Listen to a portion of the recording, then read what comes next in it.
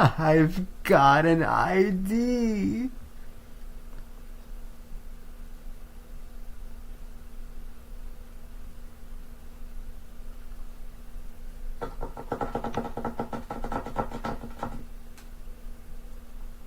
You know what? VRV, while I wait for the others to join. I'm sorry. Just 1 second. At least, hopefully Yules can join. Okay, Yules is here. But I'm just gonna VRV for 1 second to see if Phoenix can join. VRV.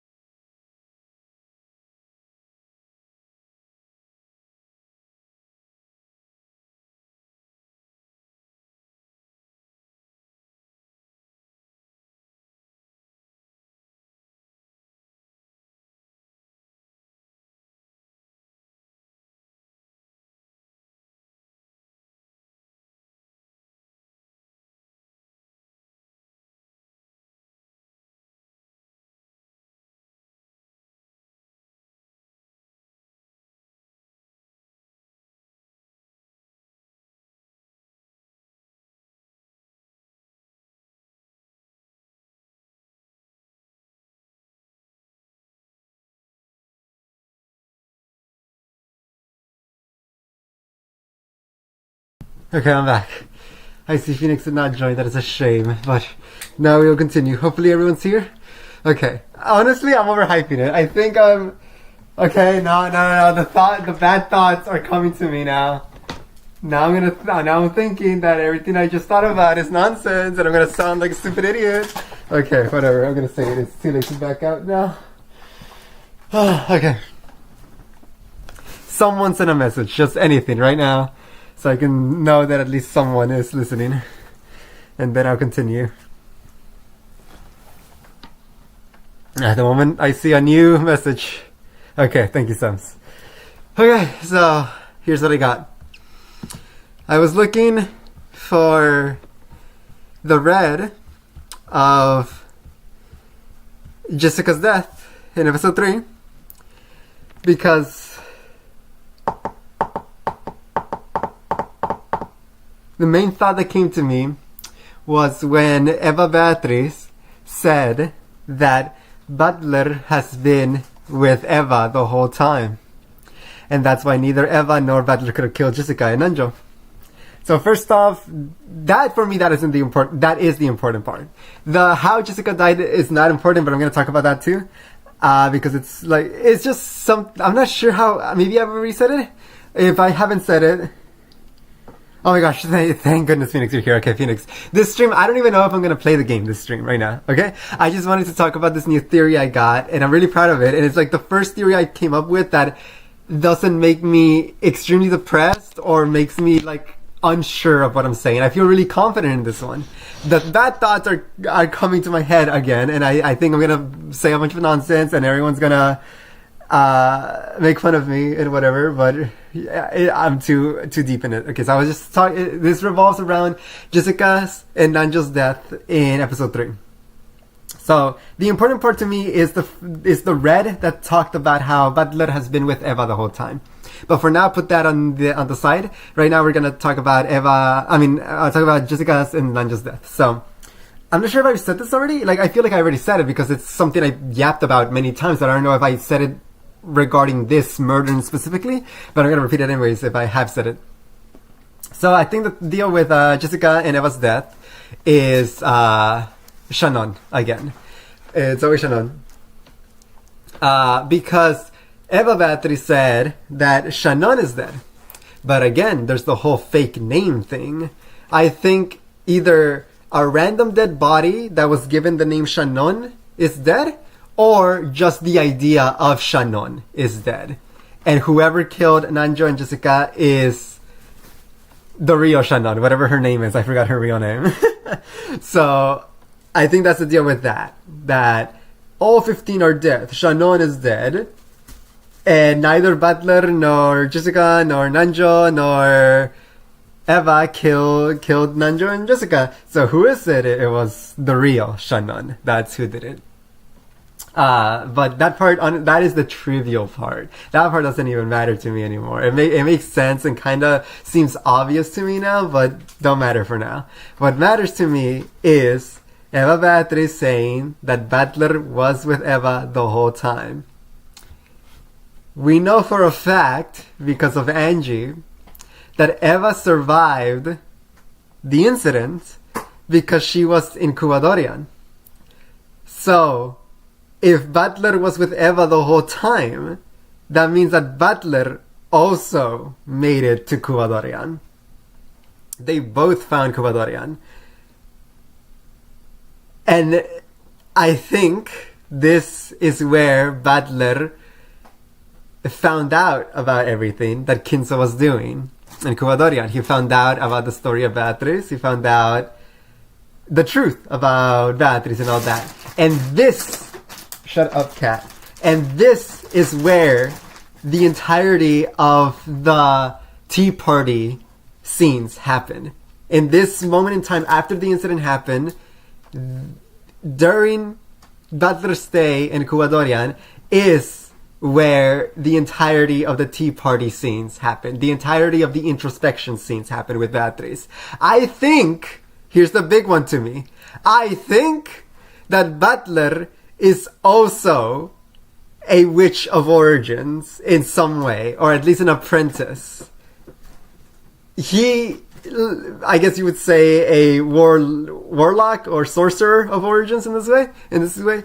But I say this because while he was learning about the truth of Cuba and the truth of the many Beatrizes there have been, that's when he started writing message bottles, or well, the message bottle doesn't matter. Just he started writing his ideas of what happened, and he started creating these versions of people he hasn't met.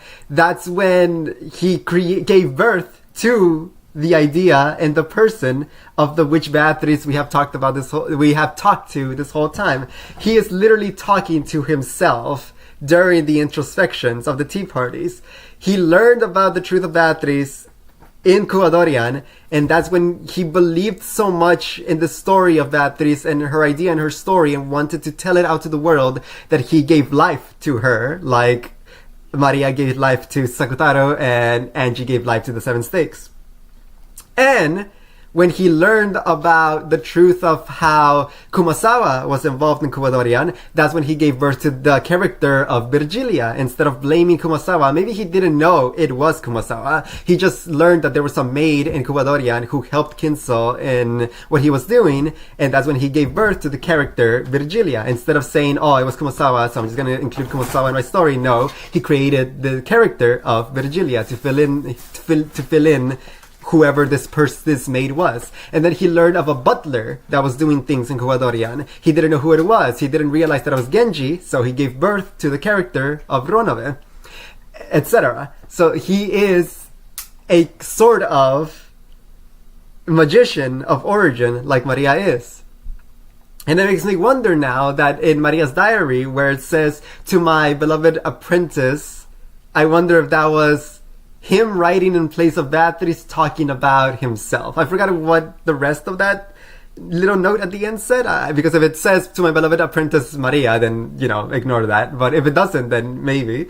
So that's what I'm thinking. So the incident happened, and during the incident, the whole talks about Beatriz and all that didn't exist. All that happened is that they knew about Beatrice because of the portrait, right? And the letters. But that's the extent of Butler's connection with Beatrice. It was only after everyone died that he followed Eva to Cubadorian. That is where he learned about the true story of Beatrice, and that's where the entirety of the witch area, the tea party sections, happen. Every time the screen gets the little white lines, borders, and Butler and Beatrice pop out to fight each other, and Virgilia's there, and Ronove is there sometimes, that is where, that whole thing right there, that is after the incident. That is him and Cubadorian just having a mental battle with himself and these ideas of these new characters that he has created through the little snippets that he could figure out with clues inside Cubadorian. And also, I think this is why the Seven Stakes exist in his story as well, because, like I said last stream, I think they are the imaginary friends of Angie, and he heard about them when Angie was small, and he decided to include them. So yeah, so that is what I cooked up. But the more thematic way of looking at it is like, I really like this because he basically just became Kinso again. I don't think this game is going to have a good happy ending, except with Angie, because I think the Butler story will be a sad one and it's going to end in tragedy. He just became a second Kinso in Cubadorian. When he found Cubadorian with Eva, he became a second Kinso. He became just absolutely obsessed with the story of Beatrice, and he wrote countless message bottles just trying to figure out her story, what happened, who was Virgilia, who was Ronove. And I think at some point during all that, he went a little insane, and that's why he can't even remember what exactly happened in the incidents and who died. But also because, you know, he still doesn't, like, he wasn't there. Like, he was there in the mansion, but he didn't see the deaths himself until the people were already dead. So he genuinely doesn't know how they died. He doesn't even know himself if there was a true culprit or if it was actual magic. And in Cubadorian, he just went insane in there. And he never realized that it was either Kinso or Shannon or them together actually the true culprits all along. And this is also why when Eva was rescued, she refused to tell everything. Like, Eva was there when Butler was going insane, and I don't think Eva wanted to say that. So that's why she kept quiet. And also because if she found out with Butler about the truth of Kinso and the monstrosities he did in Cubadorian, she wouldn't want that out, right? Like, oh yeah, my father was Jeffrey Epstein 2.0.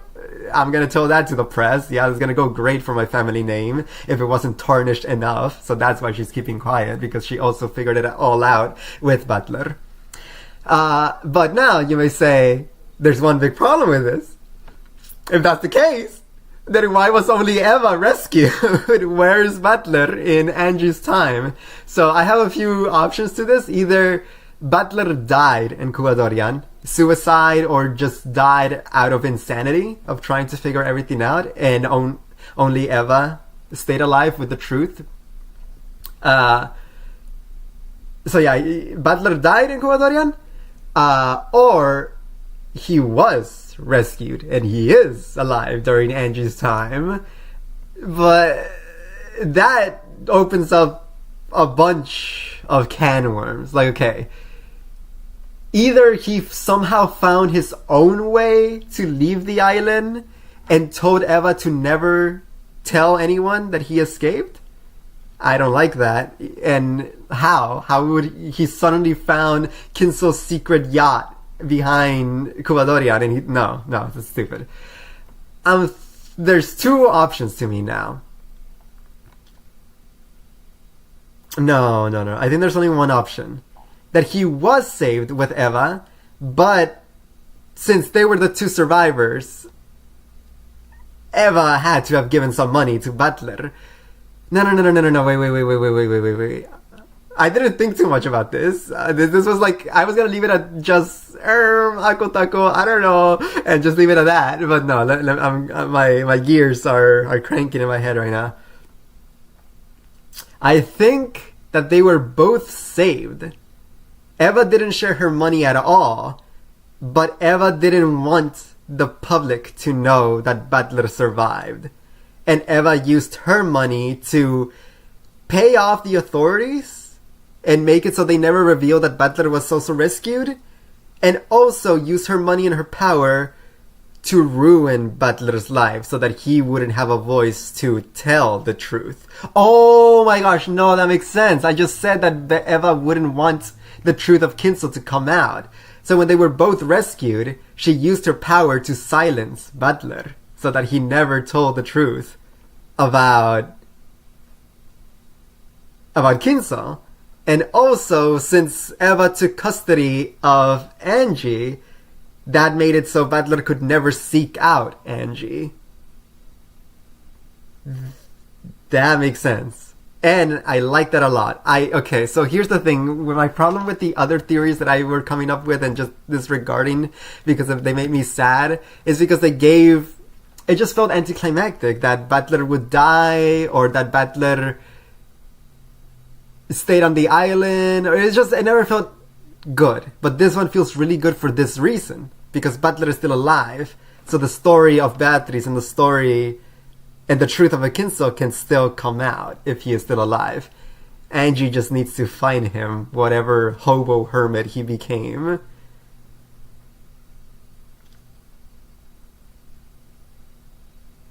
I like that. Because it's either that or he died in Kuadorian. And that's just like the most anticlimactic thing ever. So yeah, I think he was rescued, but at the same time he became a Kinsel 2.0. He went insane over Beatrice and her truth and the truth of Kinsel, and trying also to figure out how exactly everyone died in the mansion while he was there, because he died is still a secret to him. And now some extra tidbits that I want to add is Kinsel still being alive and Shannon being the culprit for a lot of the stuff that I've mentioned. So I wonder that if during the Eva's and Butler's stay in Kuadorian, if either Shannon or Kinsel talked to them and talked about stuff. I wonder about that. Probably not. I don't think so. Okay. I think I'm happy with that. I think I'm really happy with that. It's the first... I haven't felt good. It's so long since episode 4 started. Like, y'all seen me in the server and in streams how insane I've gone. Because nothing I think about makes me feel good. Everything leaves me empty, doesn't feel plausible. It feels like I'm just making things up. But this time, I feel like I have something. I feel good. I feel like I want to continue playing the game again, and I'm not bummed out. I feel good. And it just makes sense. Because Eva Beatrice said that Butler was with Eva the whole time. And we know for a fact that Eva was in Kuadorian the whole time. So that means Butler was in Kuadorian. And if that is the case, then if Eva was rescued, that means that Butler had to be rescued as well. The police say that 17 people died on the island. But again, with Eva's power, they could have lied. She wants the world to think that Butler is dead. So that is not a contradiction. It makes sense within the world. I'm thinking. There's no more than 18 people on the island makes sense. Because... Wait.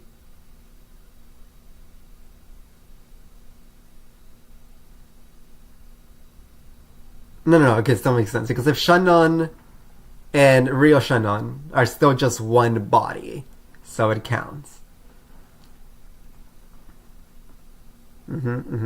So with this, I say that I can now... It's always been like a little side theory, right? I've said it a lot, but I can say that Beatrice, our Beatrice, does not exist. She existed at some point, but our Beatrice is just the idea of Beatrice that Butler has that he gave birth to while he was writing his story of what happened on the island while trying to figure out the truth of Kinso's Kuwadorian. Okay. Yeah, I think I'm happy with that.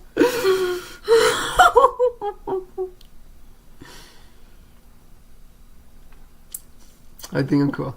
I think I got it. I'm happy with that.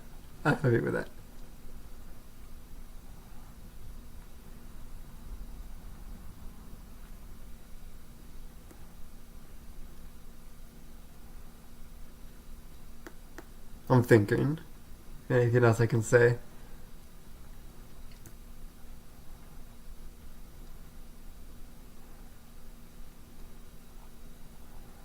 I think I'm good. Okay, yeah. How are we feeling, chat? What is this fellow on about? How do we have to react again? No, it's that. This was enough just to know that you guys exist and have listened. That is enough. I don't think it would have any effect on me, Phoenix, anymore. I think because look, these past few days I've been weak. Because nothing I've said felt good, right? And that's why something as vague as lol, you have forgotten something and he doesn't know, are they stupid? That made me want to jump off a cliff, right? But now that I've said something that I feel good about and makes me want to continue reading, then any vague posting will have no effect on me. I'm good. Sorry, Phoenix. I know that that's not how you meant it. It's just that in my mental state, how I was those days and yesterday, I will only focus on the one little bad thing you said as opposed to the good thing you said. I did the same to the consoling message that Sems gave me.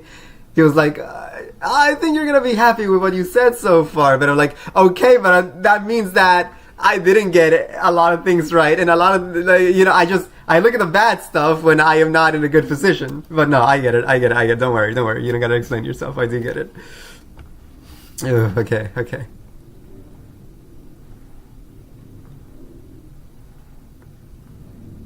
Yeah. I'm happy.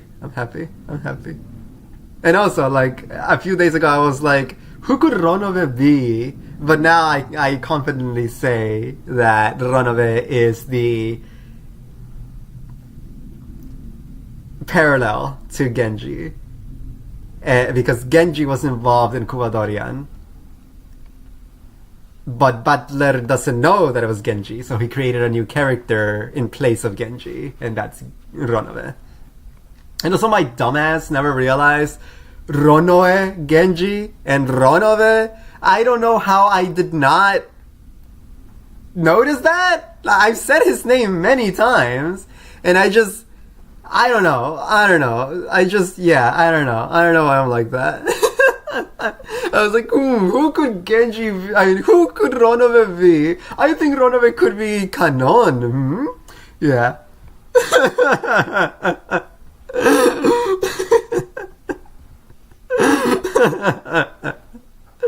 Also, thank you, Phoenix, for your message. I appreciate that. Oh, yeah. I'm good. Definitely, the thing that pushed me towards this theory was my theory about the imaginary friends with Angie and the stakes. And just how much they're pushing this idea of this origin magic. I think that Butler became an apprentice of the origin magic as well by giving life to all these characters in his story. This does leave Bernkastel and Lamdadelta. For them, I still got nothing. I still have nothing on Bernkastel or Lamdadelta. But yes, I think that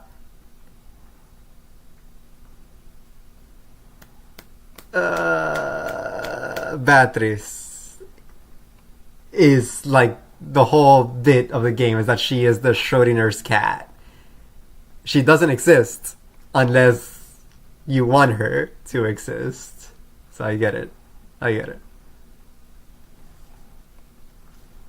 Hey, you said in episode 1 that Shannon was Kinsel's kid based on eye color, yet it took you forever and a half in the game spelling it out to see that Angie was Butler's sister. Yeah.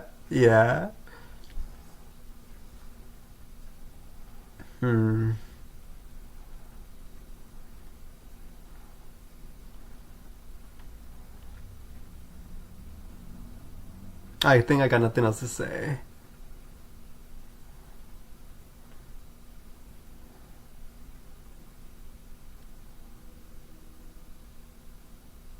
So I haven't looked into this. But I do think that Shannon is the culprit for most of the murders. I haven't looked into it, as in I haven't looked over all the murders again.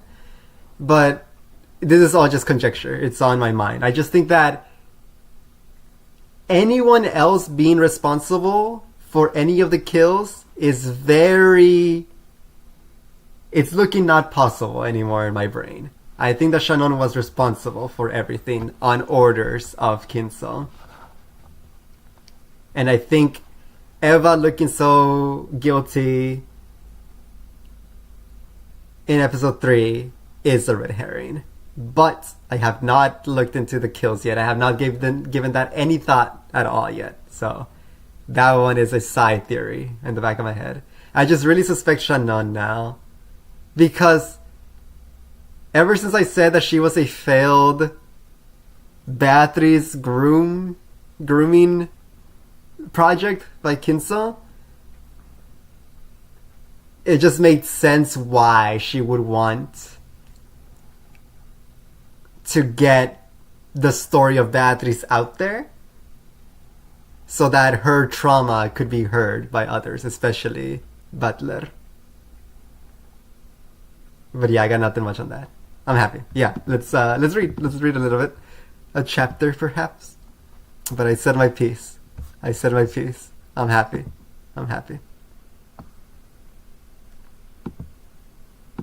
Get out, Eva. There we go.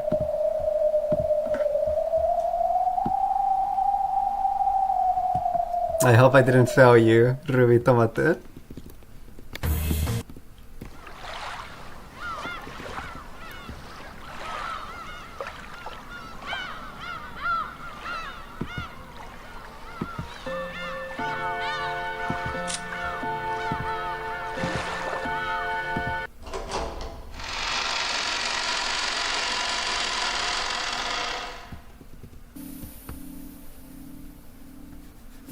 That's right.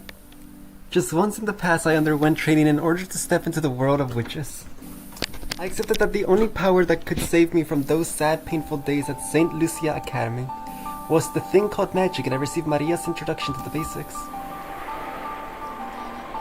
Imagine a vast space. The scene from when I looked down at the mountain's base from a rest stop at the peak.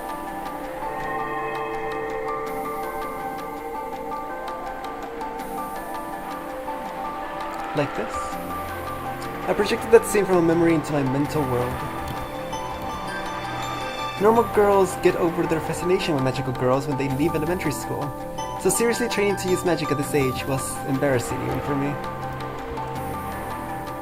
But even that embarrassed feeling felt pleasant to me now.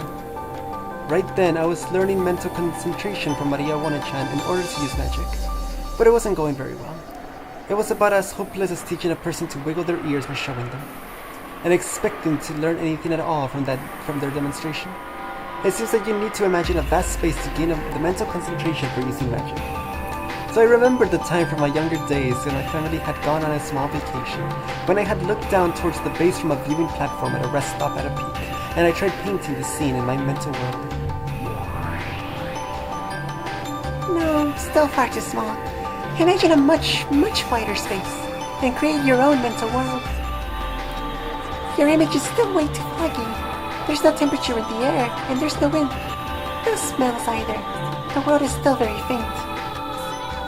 You can leave those for later, so for now, imagine an even wider space. Who do you? Why do you have to imagine a vast space? From the time of their birth, humans have inside of them a toxin that blocks magic. If that toxin is impurified, you can't use magic well. One effective method of achieving this is to imagine a vast space. Just how I thought of the world as seen from the window of an airplane, but that didn't work. I can't think of a world more vast than that. In that case, Maria just has to teach Angie about the vast world Maria has. Won't that make it easy for Angie to imagine as well? Uryu. That's right. And I'm interested. That's right. And I'm interested in the kind of world Oni-chan imagines when she uses magic. I'll use it for reference. That won't work. The mental world must be vast and isolated, a world with no obstructions other than yourself. So if you teach someone about that world, it won't be isolated anymore. That's why you mustn't reveal your mental world to anyone. And if you draw up a good mental world, you too must keep it a secret only for yourself. What do you... So stingy, Maria. Thanks, Sakutaro. Oh, thanks, Sakutaro. I guess there are no shortcuts in training. I'll make an effort. It's okay. I've been given plenty of hints. What do you... Do your best, Angie. Until recently, I thought there was no way something like magic could save me. After all, magic doesn't exist in this world. That kind of thing's supposed to be nothing more than an illusion, a delusion, a daydream. However, Maria Oni-chan showed me that she could fill her own world with happiness during a power that's impossible for me. I used to look down on that happiness as something empty. Because I didn't believe in magic, I also denied everything else, refusing to believe in the happiness that magic gave birth to. Sems, just you wait. This new patch, the Viper buffs are gonna go crazy. Just you wait. Just you wait.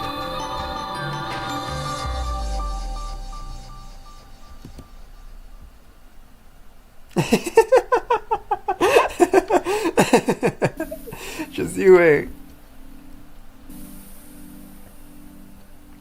But slowly, bit by bit, Maria Oni-chan's world grew happier. In the past, I disparaged it, thinking it too pitiful to look at. But that might have been nothing more than jealousy. I was forced to admit that.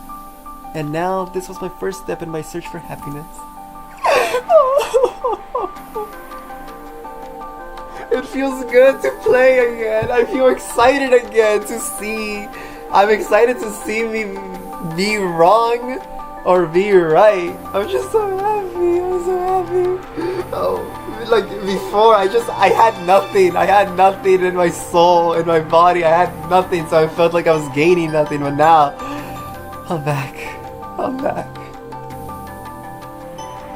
Viper gonna get an extra brain cell this fast trust. Just you wait. Me after having waited looking at Monk talk the church.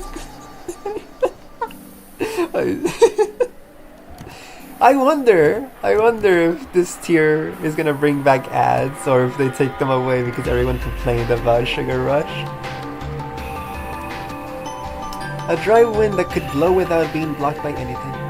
I also like the ads in Howling Wind.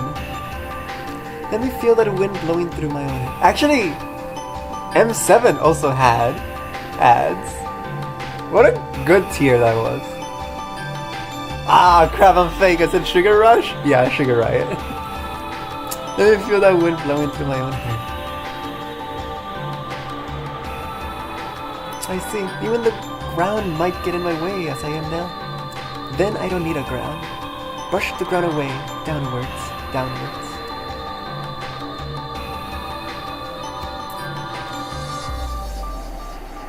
Okay, Shaq image again. Just little thing is that I'm sure it's obvious, but I'm so desperate for Kinso to be alive. I don't, like, even in my new theory that it's really good and I really like it and it makes me happy, I want Kinso to show up after Eva. No, I want Eva and Butler to go to Goldorian and Kinso is just there reading a book. I want him to be alive. I need him to be alive, please. Ooh, that's all. After pushing the ground further and further downwards. Crap, I don't think I read that. In other words, it was as though I had floated up, leaving the ground far behind. After pushing the ground further and further downwards, the ground grew foggy and faint, and for the first time it began to feel like a sky. Exactly, Sebs. I genuinely, that is what I was picturing when I said that. Ah, so you finally solved the riddle. They understood its vastness. In this instant, I felt the vivid wind go right through even my body. In other words, blowing through me without any resistance. Yes, maintain that sensation. Yeah, I get it. I get that I've been released from all hindrances. You did it, Angie. You did it. You've taken your first step into the world of witches. Is this the world of witches? Yeah. So let's start practicing the magic that you've always wished for, Angie. Magic that'll summon friends. A magic that'll create allies who'll save you from your loneliness and thereby bring you happiness. Will Angie also be able to summon friends like that? Like me? Would you? As she is now, it's still far too early for Angie to summon friends like Sakutaru from the Sea of Zero.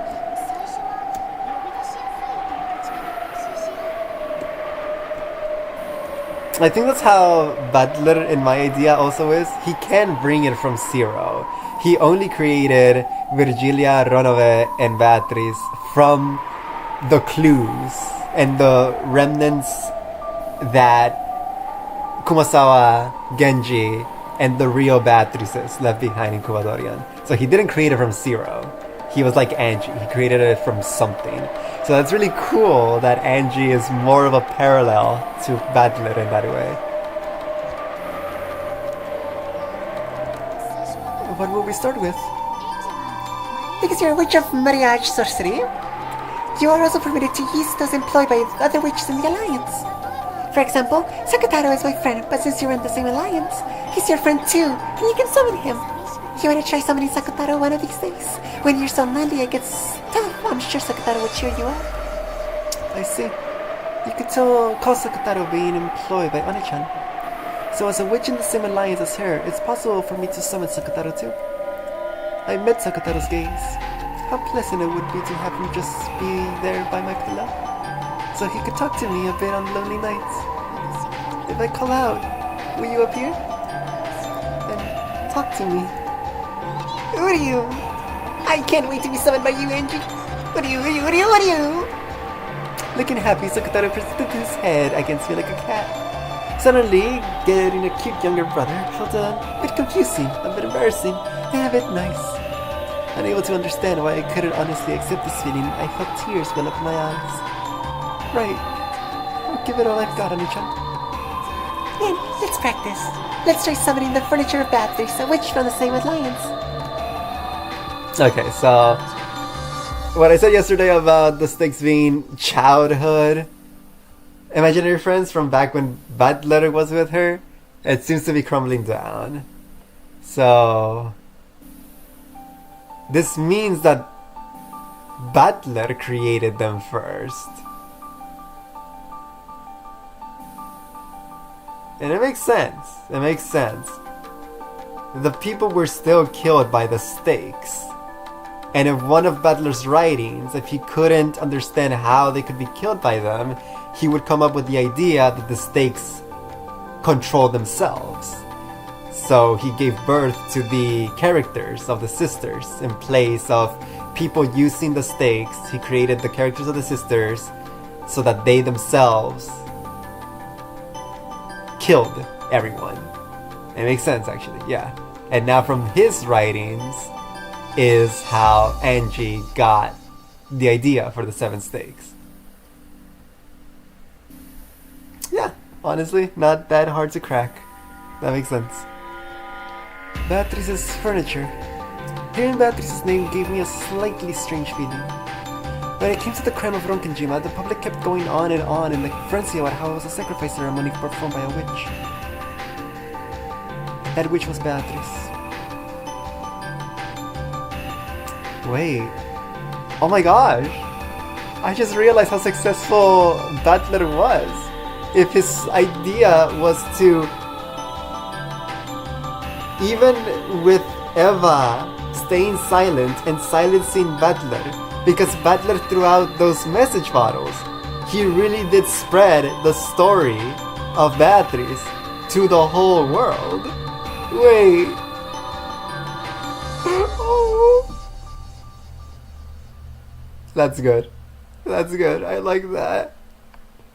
No matter how hard they tried to silence him because of the message bottles, he still got the story out there. And he gave everyone multiple stories to follow. He didn't give them a concrete answer. The story of Beatrice cannot... Oh my gosh. The story of Beatrice cannot have a concrete answer. The story of Beatrice cannot have one true story, because the one true story makes it so that Beatrice never existed. And Butler wants Beatrice to exist. Butler wants her story to live on in the whole world. And that's why he created such a confusing many tales, so that people would continue to talk about her years later, continue speculating about her, and thus keeping her alive. He made everyone into sorcerers of origin, because now even if he's dead, even if he cannot speak for himself anymore, Beatrice will continue to live on through everyone thinking of her.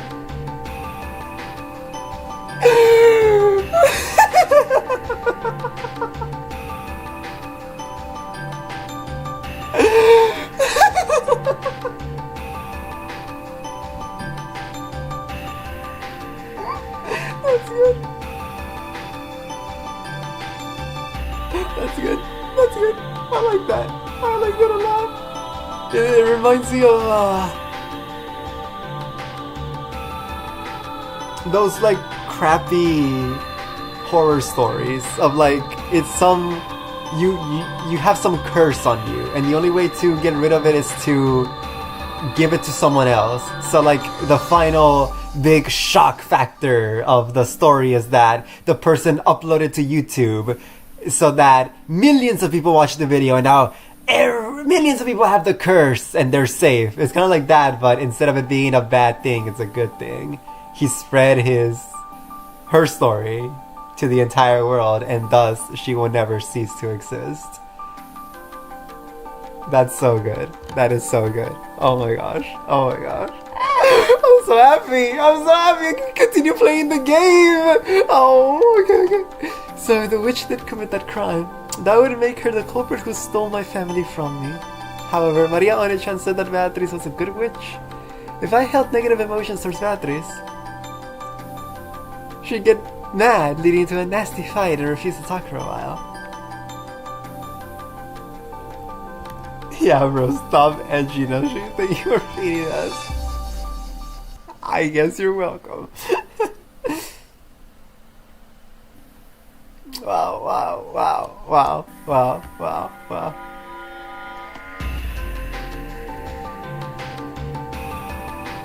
At this moment, One-chan was my only close friend. So to avoid worsening her mood, I decided to think of Beatrice as nothing more than One-chan's magic teacher. Also, I believed that the crime was a conspiracy cooked up by Aunt Eva. I would definitely expose the truth about that someday.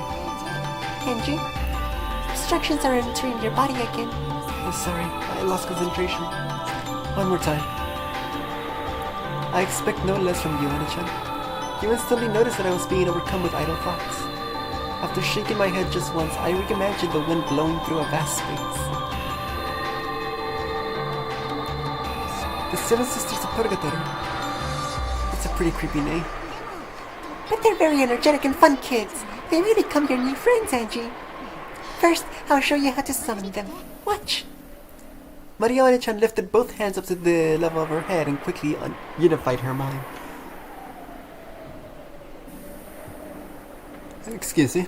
The state I was unable to reach except by meditating for a long period of time, she reached in the span of a few quick breaths. Then a pale light began to gather in her palms, and one by one the girls began to show themselves.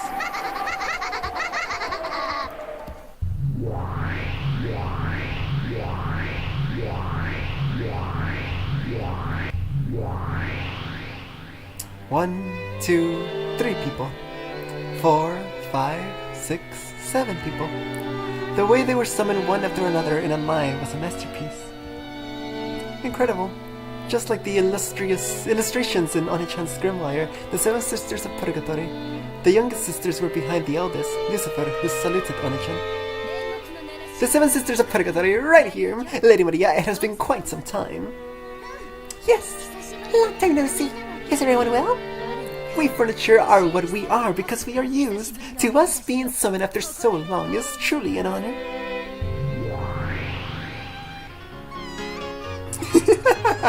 Oh. Sakataro! It's been so long! You look as cute as ever! Me first! Today's so fluffy, squishy, and cute! Oh! Let me hug him too! Let me hug him too! What are you? You can't breathe. I won't run away, so let go of me, everyone. Hey! Are you trying to break Lady Maria's furniture? Just get away from him. Hugging is prohibited. Even though you're saying that, it looks like you want to hug him the most, Satan. I don't have any interest in doing something so fluffy and squishy and cuddly, okay? Hey! Be silent in the presence of Lady Maria and Angie-sama, you foolish sisters. They were so energetic. I was shocked by their sudden burst of activity right after they appeared. And on top of that, I was surprised that the innocent Sakataru was on such good terms with the 7 sisters. That's unexpected. To think that Sakataru would be so loved by such shitty people. They're fellow members of the same alliance. There's nothing to be scared of, right? But on the off chance that their mood worsens, it is like they could finish Sakataru off in an instant. That's alright. The witches of the alliance and their furnitures are all friends. So Sakataro can play without worrying. Of course, that goes for you and me too, Angie. It was one of the pacts of the Mariage Sorcery, mutual non-aggression and non-interference. Member witches must respect each other's magic and creations. Even the sisters who were normally shady and belligerent treated fellow alliance members as friends. So, to the 7 sisters, Sakataro was a mutual friend.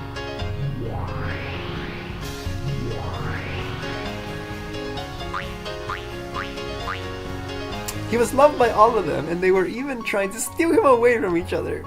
This scene as they squeezed him and loved him was a bit charming. I see.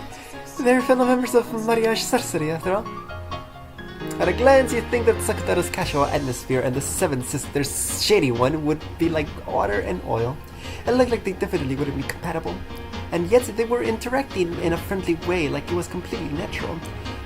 If this wonderful alliance could join all the peoples of the world together, I wonder if everyone in the world would be able to become friends right away. All you 7 sisters, listen! Right now, Angie's in the middle of magic training, so I want everyone to lend their power. Certainly, Lady Maria. But what specifically? The magical power materializing you will move from me to Angie. In that state, I want you to be by her side all the time. You just have to talk with her. My apologies, but I wonder if Angie-sama's magical power will be able to easily summon all 7 of us around the clock. The eldest sister Lucifer gazed at my complexion as she advised this, speaking reservedly. 1 second, I just yap. But I realized that like my current theories and thoughts and all that were about basically everything outside of the murders. I don't really care about who killed who and how the murders happened. Like, obviously I care. I just mean, like, right now at this moment, that is not my main concern. That will come whenever it comes. Right now I was just really worried about the before and after. And it's all Angie's fault. I was wondering about the tea parties, the sections where, the fourth wall sections when Butler and Beatrice were talking. That part has always eluded me, and now I finally have something. And I'm so happy. As for the murders themselves, how exactly Shannon is involved, how exactly Kinso is alive or dead, who's innocent, who's guilty, all that, future me problem. I have not given that a lick of a thought yet. I just wanted to say that. In other words, she was saying that the burden might be heavy for me at this point in time. That's the kind of training it is. Angie has more talent and magic than everyone imagines. It'll be pretty tough, but I think it's worth it for Angie to take this challenge as she is now. Angie, Starting now, I'll move the magic power materializing them over to you. In other words, it will become as though you had summoned them. So what Maria One-chan was trying to say was something like this. To keep the Seven Sisters materialize, you are continuously burdened with a significant amount of magical power. So maybe you could say it was like training while wearing a weighted wristband. What do you? Doing all of the Seven Sisters would be pretty tough.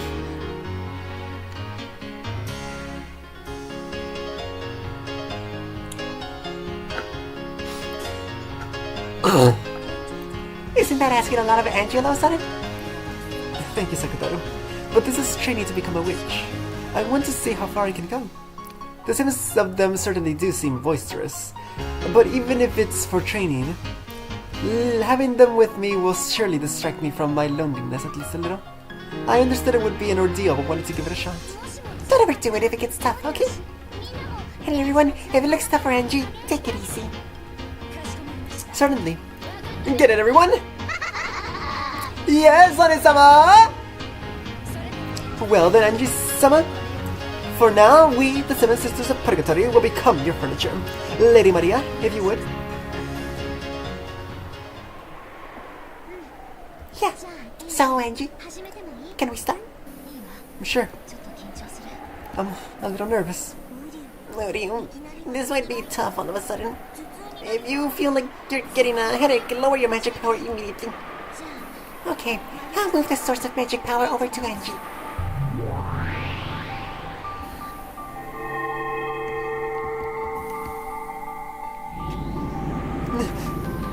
In an instant, the inside of my head felt very happy. This is... yeah, it's tough. Until then, the inside of my head had only been used for myself.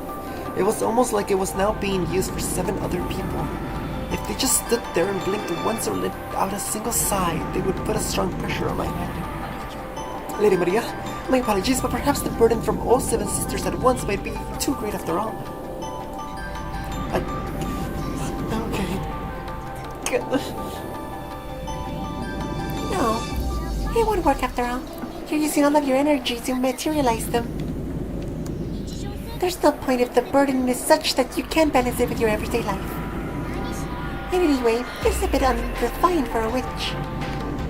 No, that's why I said doing so many suddenly was impossible. Everyone, erase yourselves for a bit. Right. It seems it'll be better to lower the number of people. Asmo, erase yourself. Me again. I'm supposed to youngest sister bullied. Disappear starting from the top every once in a while. That would mean I'll have to disappear second, right? No, no, no! Don't make a ruckus, Asmo and Leviane. That kind of disturbance will become a burden to Angie-sama. The noise you're making is starting her as well, stupid Satan. Ah!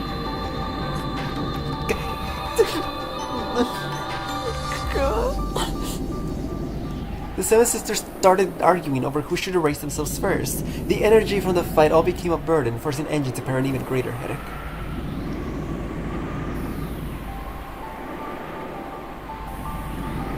In the end, they decided to the order with rock, paper, scissors, and 1, 2, 3 of them disappeared. But even at that level, Angie was still far from comfortable. In the end, 1/6 of them had erased themselves. I was finally able to calm my breathing. With my magical power, forget the 7 sisters, just one person is my limit.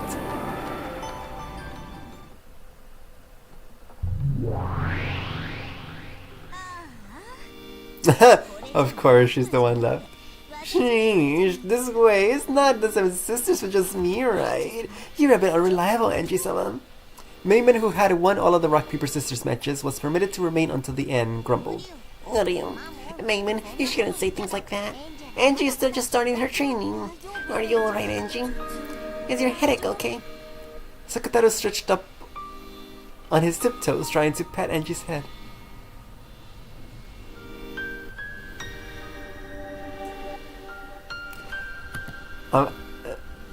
I need to say everything that comes to mind, so I'm gonna say it. I think this sounds more like a joke than anything, but it's just really funny. And a thought that I'm gonna put out there, but it's funny that this whole summoning business incurs headaches. And Natsuhi, you know, she's the headache person. Surely nothing there, you know? Just putting it out there. Watching this, Maria scratched her head, acknowledging that this sudden training had become too difficult. Maybe that was a little too much. I'll be perfectly fine with this much, though. The more friends you have, the more fun it is. Now I'm even more aware of how incredible you are, Oni-chan.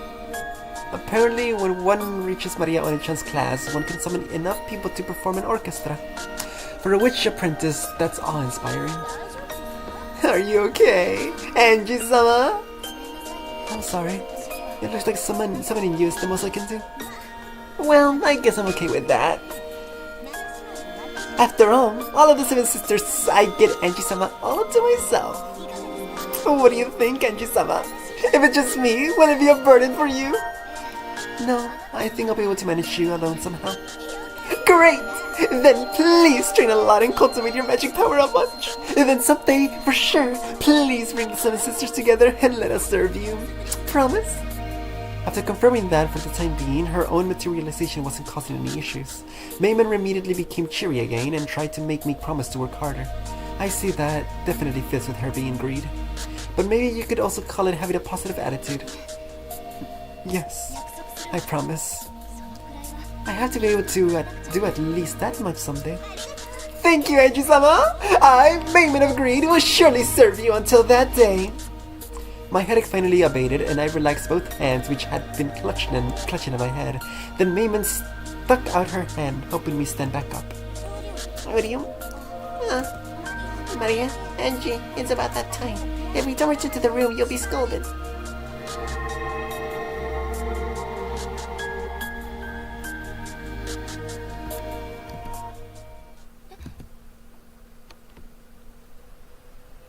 The episode's alright, I think. Honestly, no, you know what? That's like my problem.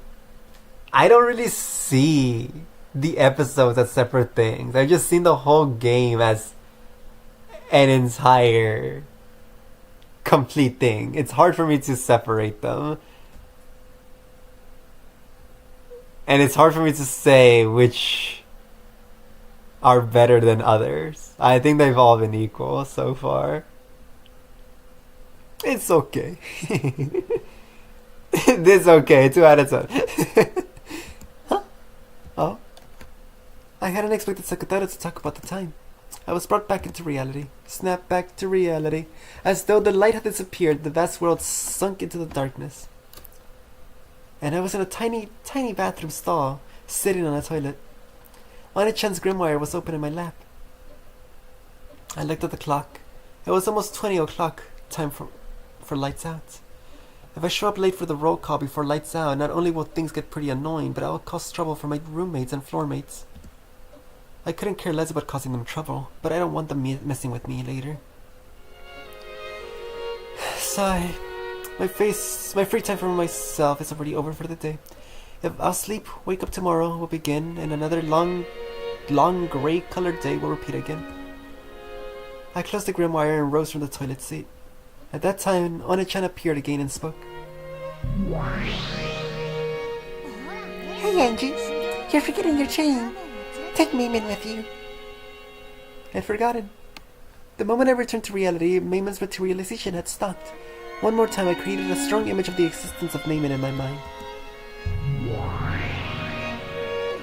Jeez, you're so mean, Angie-sama. Why'd you erase me so suddenly? At this rate, you won't be able to call all 7 sisters resilient. I'm sorry. I got careless. It's been incredibly long since I materialized in the human world, so I'm interested in absolutely everything. I'm getting a bit excited. Where is this? The St. Lucia Academy dormitory. This is a stall in the shared bathroom. Each room has its own bathroom, so no one comes here. It's quiet and perfect for reading books. So in this dorm, you have to hide in the toilet stall even to read a book. Do they burn books or something? It would be funny if this was Belphegor instead of Mayman, because Belphegor is depicted as sitting in a toilet. I have a 2-person room, so my roommate is always there. Our relationship is gloomy and it feels like I'm always getting ignored. The atmosphere is bad, so I really can relax there. And as long as I'm not there, she can do what she likes, call her friends over and chat away. It's more convenient for them too if I don't return until just before lights out. There's also a library, but there's a group that uses it as a meeting place and they're always talking behind my back, so I don't like to go there. During lunch, it's the bushes behind the school building. During the night, it's a stall in the shared bathroom in the dorms. Those are the only hideaways where I can find peace. I opened the door to the stall and went out.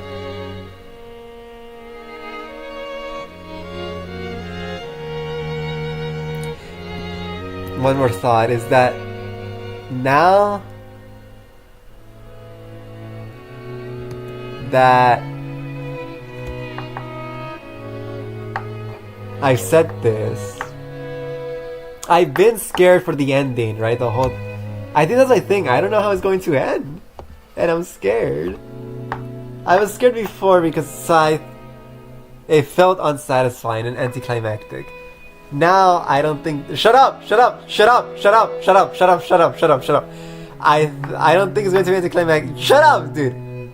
Shut up! Shut up! Shut up! Shut up! Shut up! Shut up! Shut up!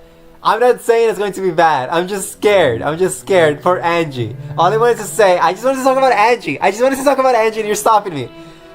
I'm just scared for Angie because where is her story going to lead now? Like before, it was like, before when I was thinking that maybe the episodes, you know, some could be fake and they're just illusions and they're not happening. So what if this whole bit with Angie won't happen and things will revert and she will have a happy childhood?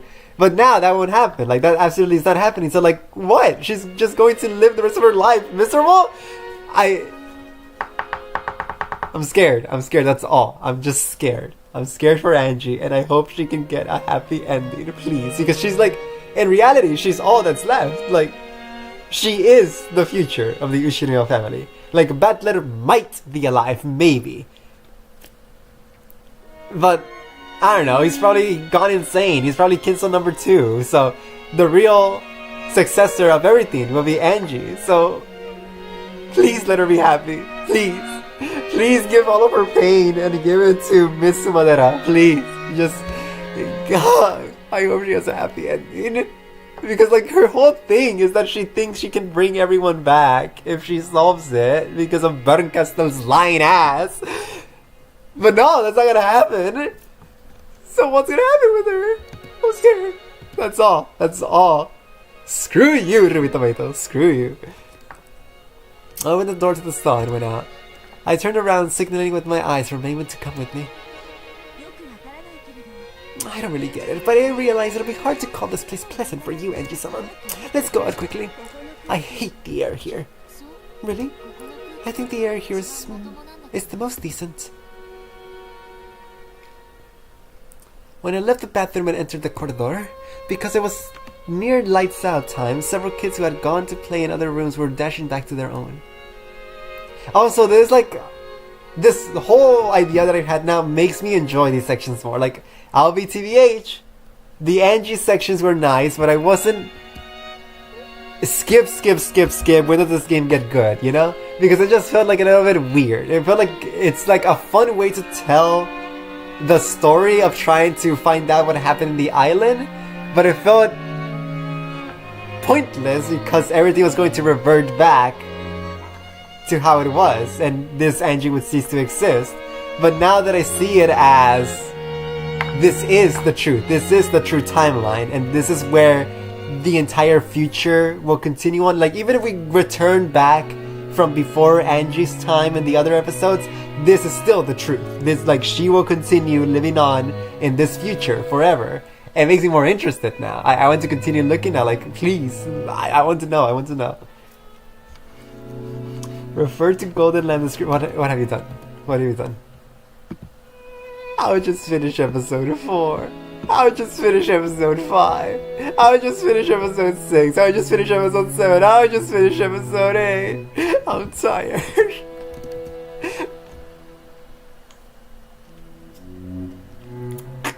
I hope more commentators wish death upon you in your other tournaments. When it came time for lights out, we had to change into uniform pajamas that we hated and called prison clothes. Line up in the hallway and go out through the dorm leader's roll call.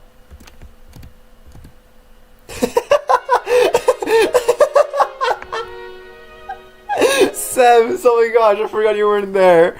Yeah, this dude, Rui Tomate, started teabagging to a complete stranger opponent of his because he was winning. He started teabagging, and the commentators got really mad about that. They were like, dude, and they just started saying, we gotta kill this guy.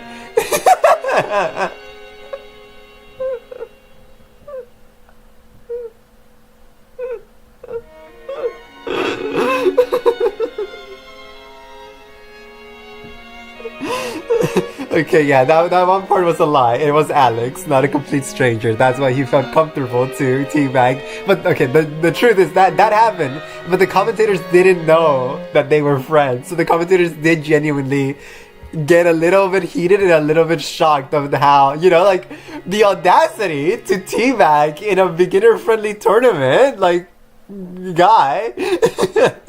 And they did say, hey Alex, you need better friends. I can go get this guy killed if you want.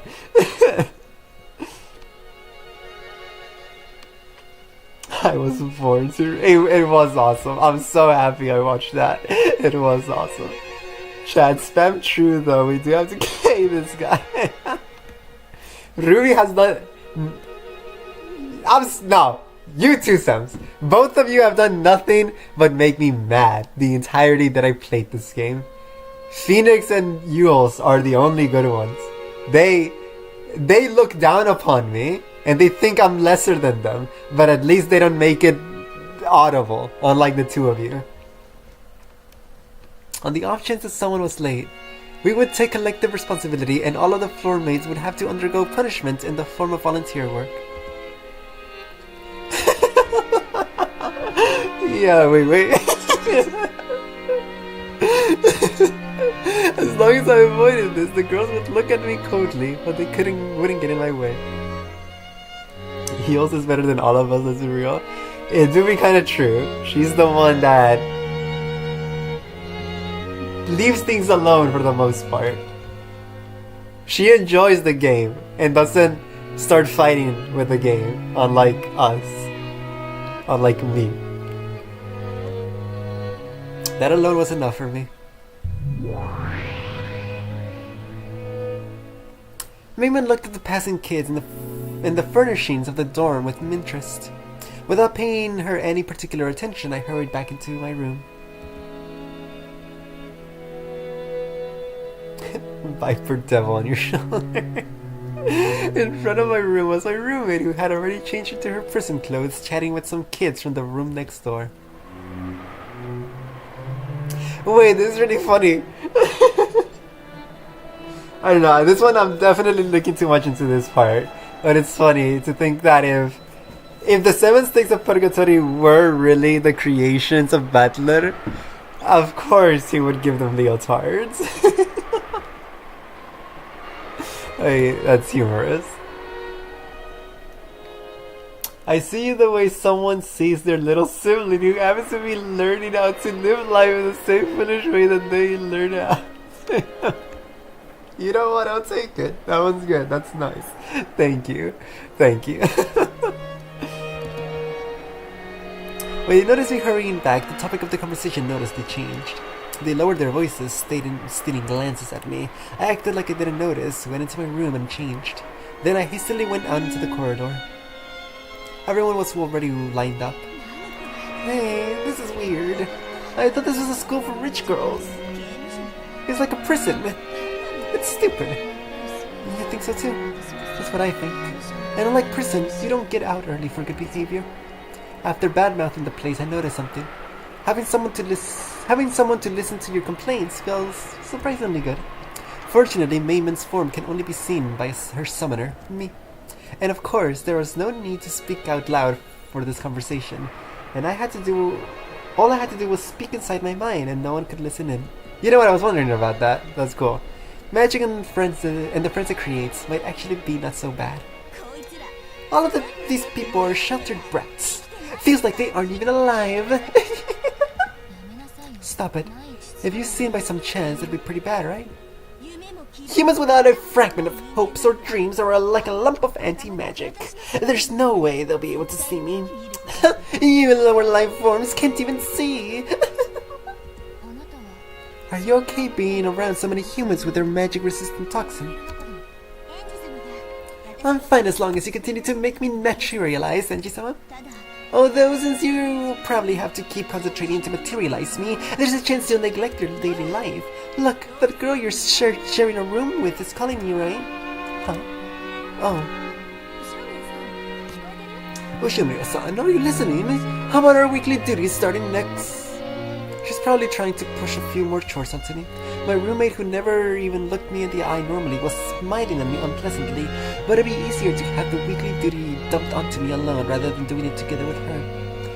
That's a small price to pay to have her continue to ignore me non-stop. Even so, with a completely shameless excuse, she sidestepped the issue for some reason and insisted on flipping the situation around, as though I should have come forward and done it out of my own initiative. One of the special traits of this academy is that it's full of girls who don't know how to ask a favor. That kid! She pisses me off! I love to just gouge her right at the forehead! Yeah, I hope you do one of these days. Yeah. Having a friend nearby all of the time to complain to makes me happier than I thought it would.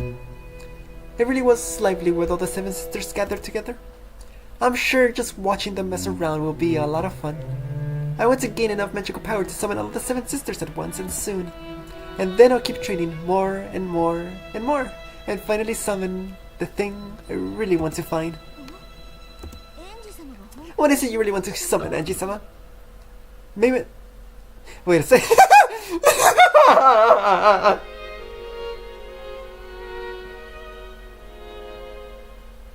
If Butler is the one writing everything, then he wrote himself being stripped by Beatrice and put a collar on him and walked around naked in front of everyone. That's enough of that thought. Maybe I noticed a conversation with myself inside my head and asked about it blankly. I hesitated to talk about it, but then figured that there was no reason to hide it and told her.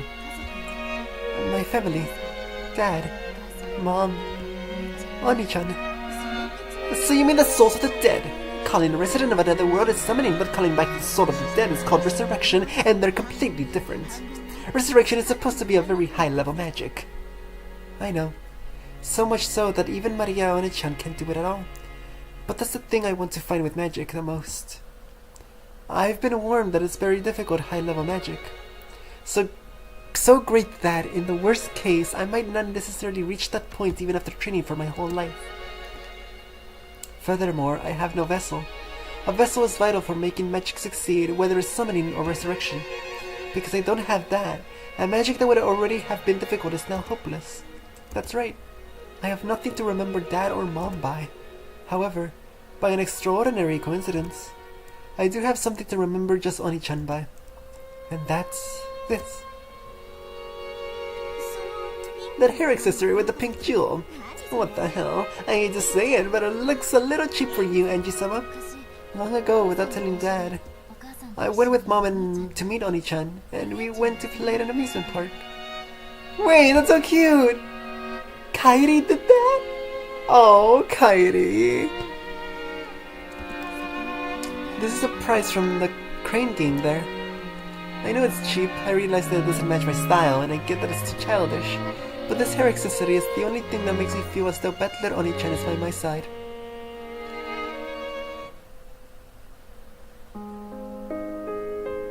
Uh-oh. I'll be fine. The glass case had been filled with plastic capsules packed with fun-looking things. It seemed that each capsule had some cute accessory in it. The game was to grab those with the crane, but I was young and it was too hard for me. I tried it several times, but I didn't even get close. Mom said that whatever was inside was probably cheap anyway, and we didn't even know what we'd get, so there was no point in getting all upset over it. But whether it was something cheap or not wasn't the problem. The process of grabbing happiness with my own hands felt really important and sacred to me. so I wanted the cheap thing inside more than anything.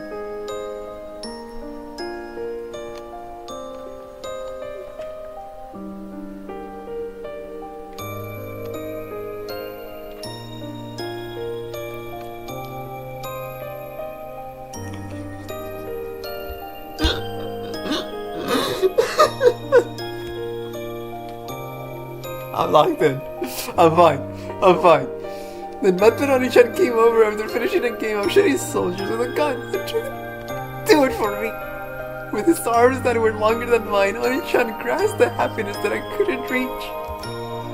Oni-chan really was coordinated. It seemed he often played with his friends at the arcades. After only 1 or 2 attempts, he grasped that thing on the other side of the glass of the crane that I hadn't even been able to touch, and threw it into the exit chute.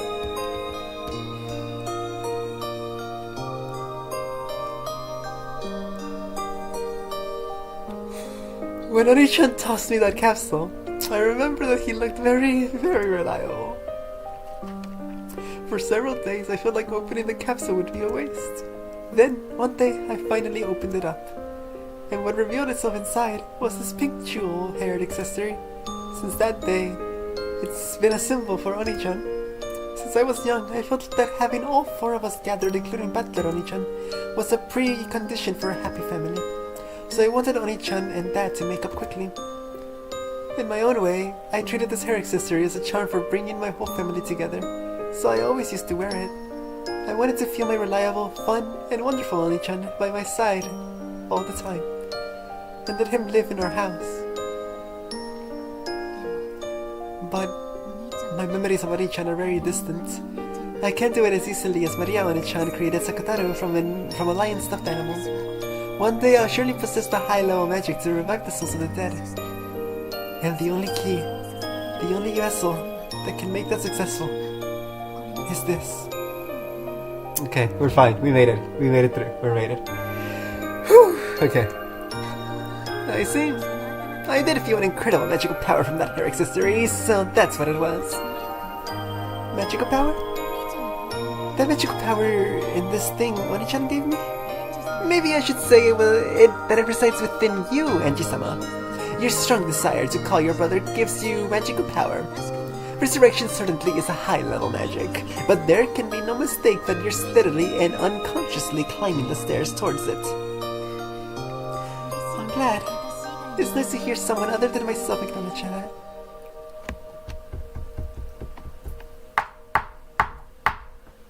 Never mind, I don't want to keep playing. Because if it's confirmed that the stakes are not of Battler's creation, I'm going to be mad. Because just imagine what's happening right now. If the stakes, not the stakes, but the 7 sisters were created by Battler, then they are also a remnant of Battler. It's like he is talking with Angie right now.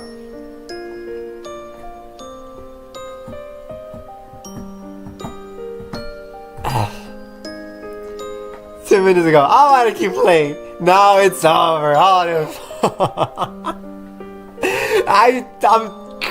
This game is cruel and evil. It's made by bad people for bad people. Your own effort isn't something that you can observe by yourself. In that sense, even though these words came from a shady demon girl who controls one of the 7 deadly sins, they made me very happy.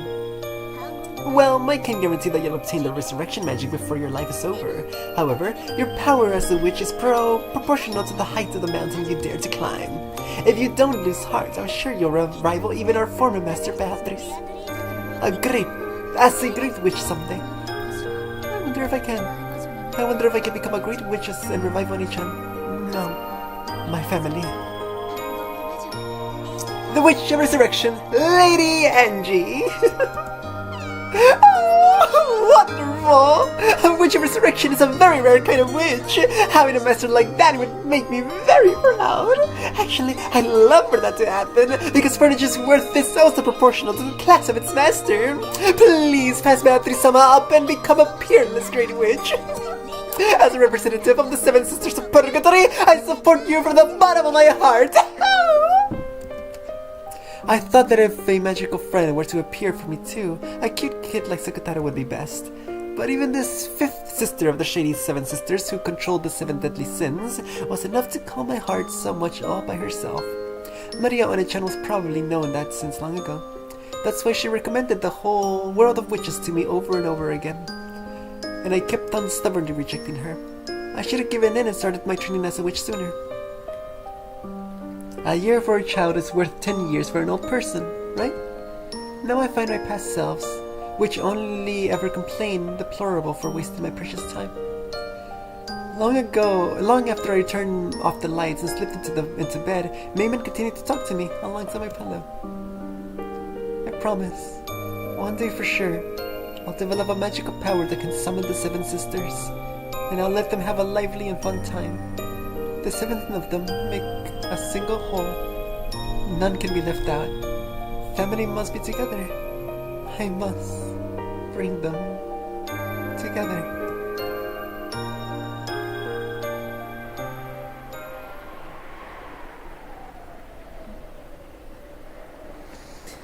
I want to check something.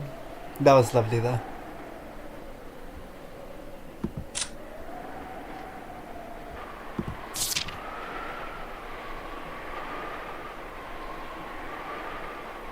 I just want to be reminded of all the witch titles.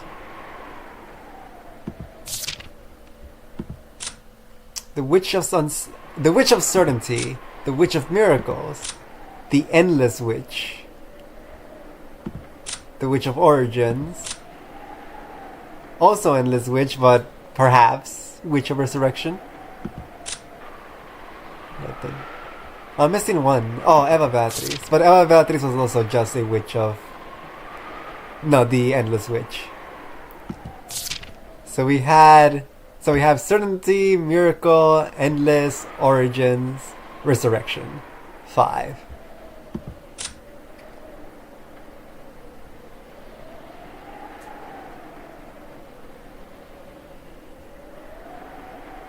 Wait a second, I never read this part. Goldsmith? Kinso's name is a mage's goldsmith.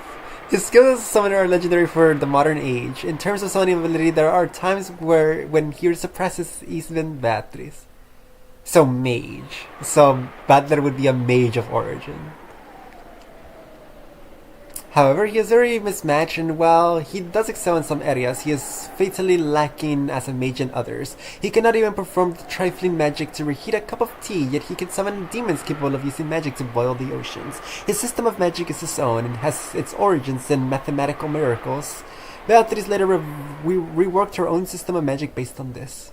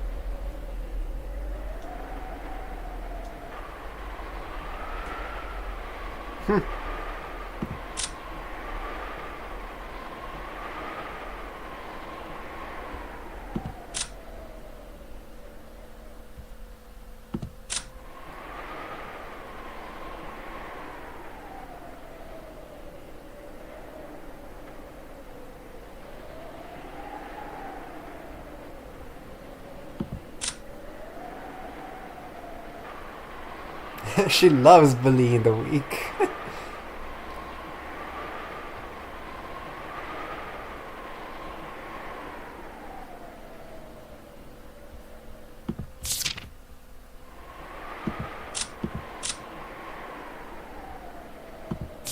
Okay.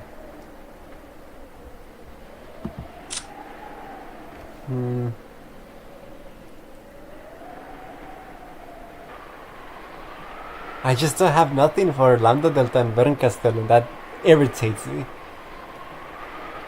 And the whole bit of her trying to imprison Bernkastel, I don't know how that fits at all in anything.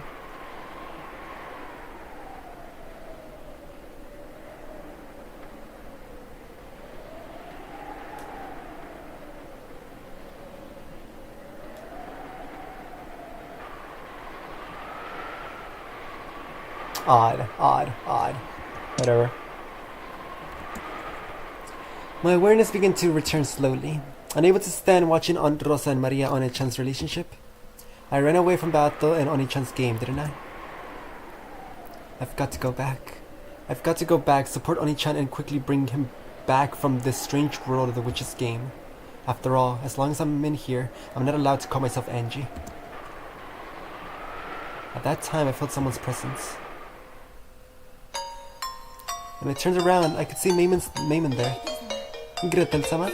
Beatrice-sama said that if you do not return soon, it will become a hindrance to the progression of the game. I beg that you return swiftly. Thank you. I'll go back now. Isn't that great? What is? You were able to meet Butler Oni-chan? Is that sarcasm? Well, if that's how it sounds, feel free to call it that. I'm sorry. I shouldn't take it literally. Yeah, you're right. Even in this screwed up world, being able to meet Oni-chan makes me happy from the bottom of my heart. And you'll win against Beatrice for your Oni-chan's sake. Yes. Can't have him playing around in a world like this forever. It's about time for him to return home. That's why I came to call him. Please do the best you can, although I can't support you since my current master is Beatrice-sama. I know. Until October 5, 1986, you are Beatrice's furniture. And eventually, you'll become my friend. But eventually, you'll throw that friend away. After all... Maimon moaned as if she bit her tongue, staggering as she clutched her chest. Apparently the rules apply to people other than me as well. Are you okay? It's pretty painful. Excuse me? Gretel-sama? No. Thank you. I'm glad. Glad I was able to meet Oni-chan. That's my answer to your first question. Well, let's go back. If I grumble too much, you get in trouble with your current master. Yes. I'm glad you understand. Well then, Maimon? Huh? I'm sure Maimon was about to say, well then this way.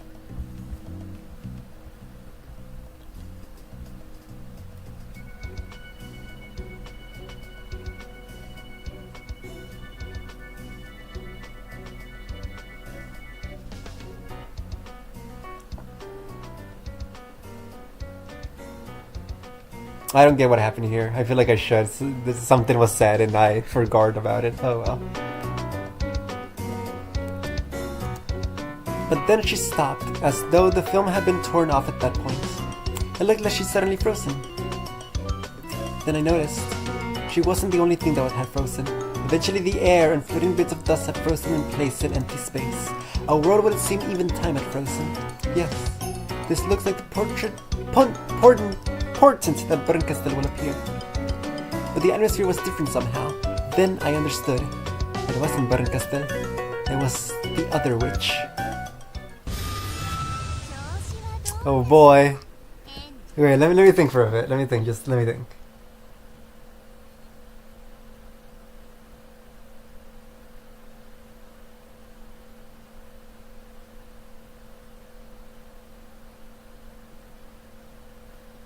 Like, that's the rough part about Umineko. There's just too many stories to follow. You need to solve the murders. You need to solve the truth about Beatrice and with Kinson Kuadorian. You need to solve Angie's part of the story. And you need to solve what's going, like, the outer gods here that are Lamdadelta and Bernkastel and how they fit into everything. It's too much. I'm so excited for when this episode ends and I get to write up my truth. I'm so excited for what Ruby says about whatever he was planning to say. Also, I ignored it because it made me sad, but Ruby never wrote the thing he was gonna write after eating his hot dog. That made me sad, so I just ignored it. Whatever. How are you feeling, Angie? Lamdadelta. The rules don't apply to you, do they? Of course not. Rules exist to bind others. What kind of idiot would bind themselves with them? Barancastel is a witch who supports me, but this girl is different. This witch supports Beatrice. In other words, she's a being on the opposing side. But that's some kind of difference between her and Barancastel. Let me cook. I'm walking right now, gonna burn the hot dog. Well, that's good. That's good. So you're still cooking. You're still writing it. Good. Okay. Good. I'll let you cook. Even compared to Barancastel, there's something strange about Lamdadelta's existence. It's, how should I put it? Maybe like she's a being from a higher dimension. In any event, I was still unsure how to deal with her. The only thing that was certain was that she was my enemy.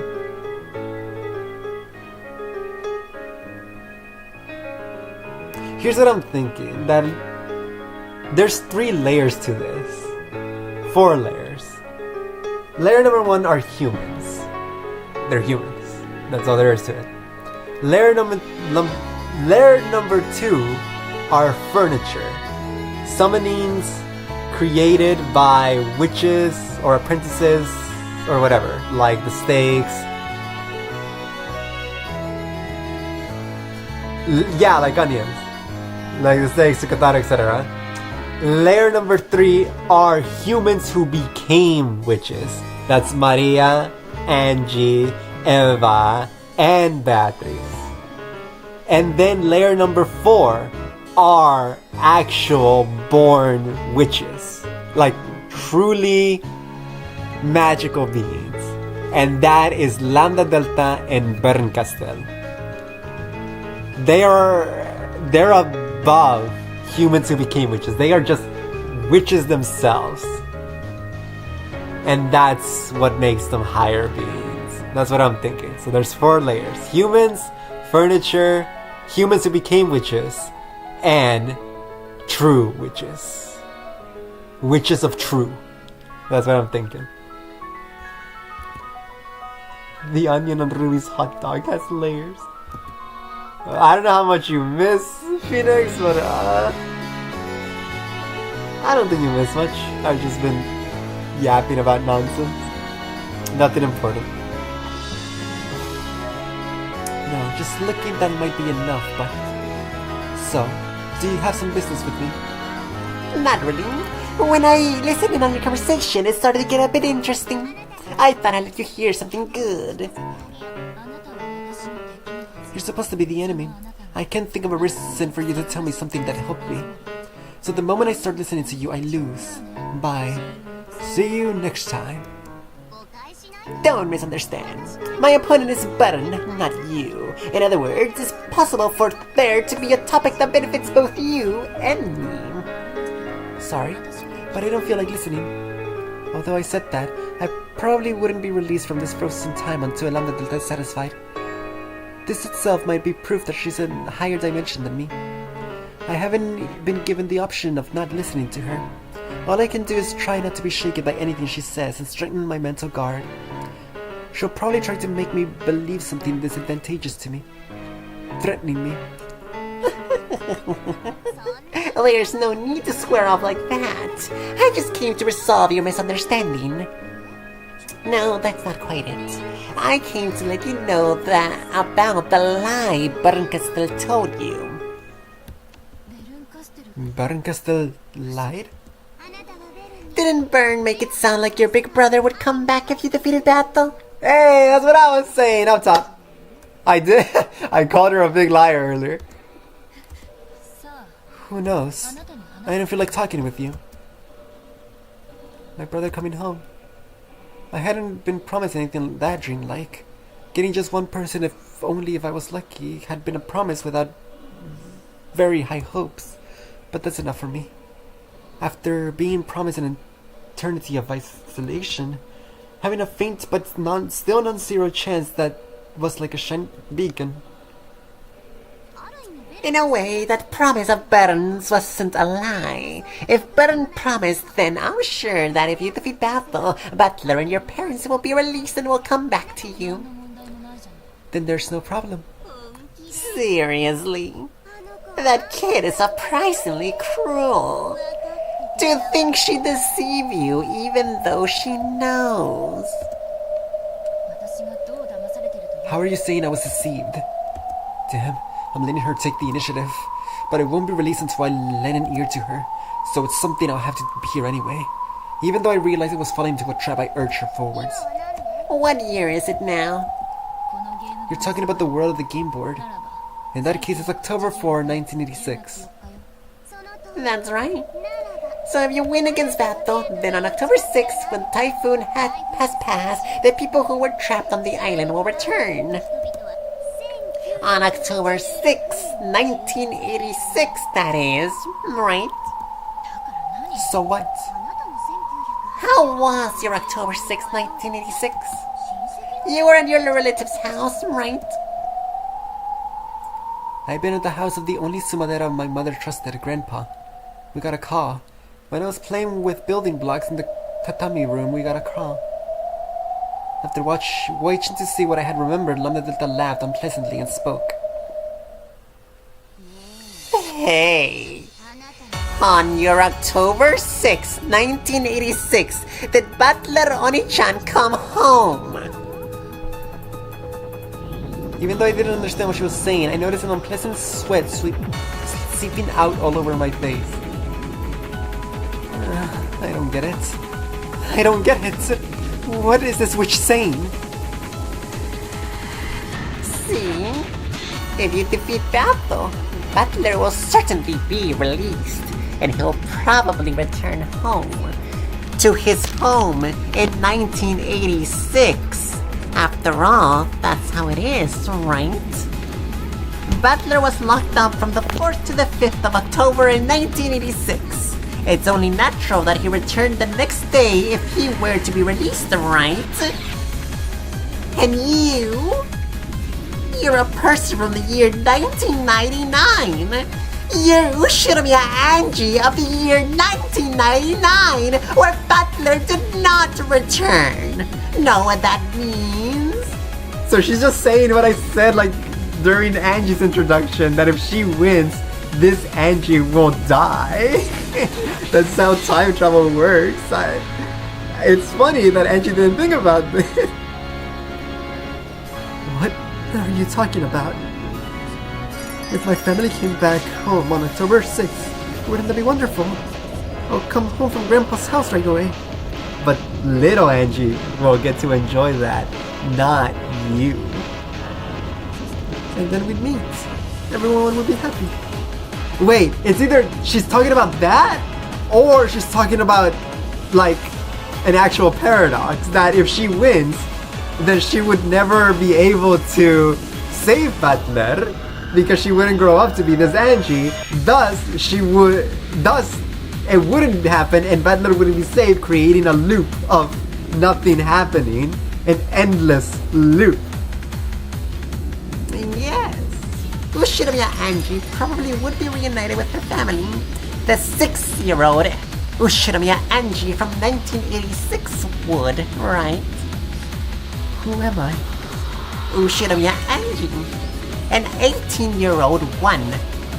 No, that's not it. You aren't Ushinomiya Angie. You're a witch's piece with that name. Strictly speaking, the name Angie Beatrice belongs to a completely different person. Know what that means? I don't really get it anymore. Huh? Huh? Who am I? Huh? And that's why I think Baron's cruel. No, I think she's a meanie. Especially since it's not like she hasn't gone through the same thing herself. Am I being tricked? Somehow. Yeah, but please don't blame Baron, okay? After all, depending on how you look at it, that kid is in line. If Valthor is defeated, your family will be returned. Returned to Shiromiya Anju. But she probably didn't say that this Shiromiya Anju wouldn't be you, right? Was it like that? Was it like that? What did Baron Castell say to me again? Your assistance is required. Your family needs it. Baron Castell started by saying that. And then I spoke. If I save them, does that mean my family will come home? And how did Baron Castell answer that again? I cannot promise that. She did make me a promise in exchange for accepting this fight. Yes, that's what she said. In exchange, I will search for a fragment with the ideal world that you wish for. A world where your family comes home. Yes, that's right. She didn't say any more than that she'd look for it. She didn't say she'd find it, but I was prepared for that from the beginning. But even so, the child promised that as long as I didn't give up, there was a faint chance of it happening. And in the end, she said this. I'm giving you a chance for revenge. In exchange, I promise to search for and bring you the happiest resolution among the possibilities. Amongst the possibilities you're capable of accepting. I know it was a tough bet from the very beginning. After all, I have no family in my 1998. Even just a small chance of shaking that absolute zero would be worth it. I was warned beforehand that even if I succeeded in my revenge, it might be a wasted effort. So... Yeah, there's no lie in that part. Battle's game board is perfect. Even having you around makes the chance of Battle losing so slim that it's doubtful you can even dream of it happening once in your life. In other words, your chance of winning is almost zero, so absolutely that it could be regarded as infinitely close to zero. So Burn can be forgiven for saying that part in such an evasive way. But I can say for sure that she was tricking you when she let you get your hopes up. After all, even if you could overcome astronomical odds and win, the person your family will come back to isn't you. It's the 6-year-old Angie that existed in 1986. The true Shiromiya Angie, not you! Baron will simply go with around the billions of fragments searching for the best world for you. But didn't she tell you that she planned on bringing it to you as a present but wasn't able to find it? She did?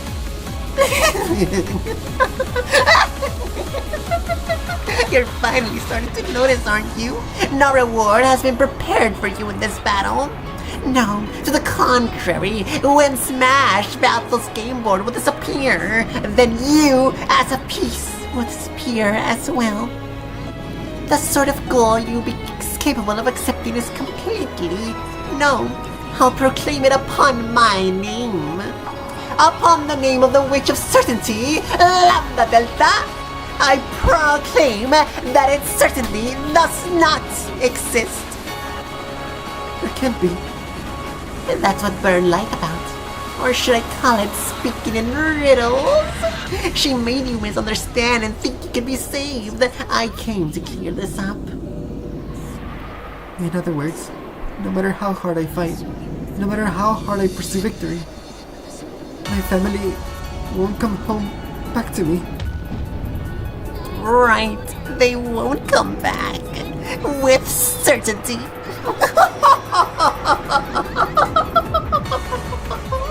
The Witch of Certainty says it with certainty! Isn't this incredible? Several ancient kings have dedicated historical buildings to me because they wanted me to give them certainty. And here I am, graciously giving it to you as a present. Isn't this really incredible, cute, and marvelous?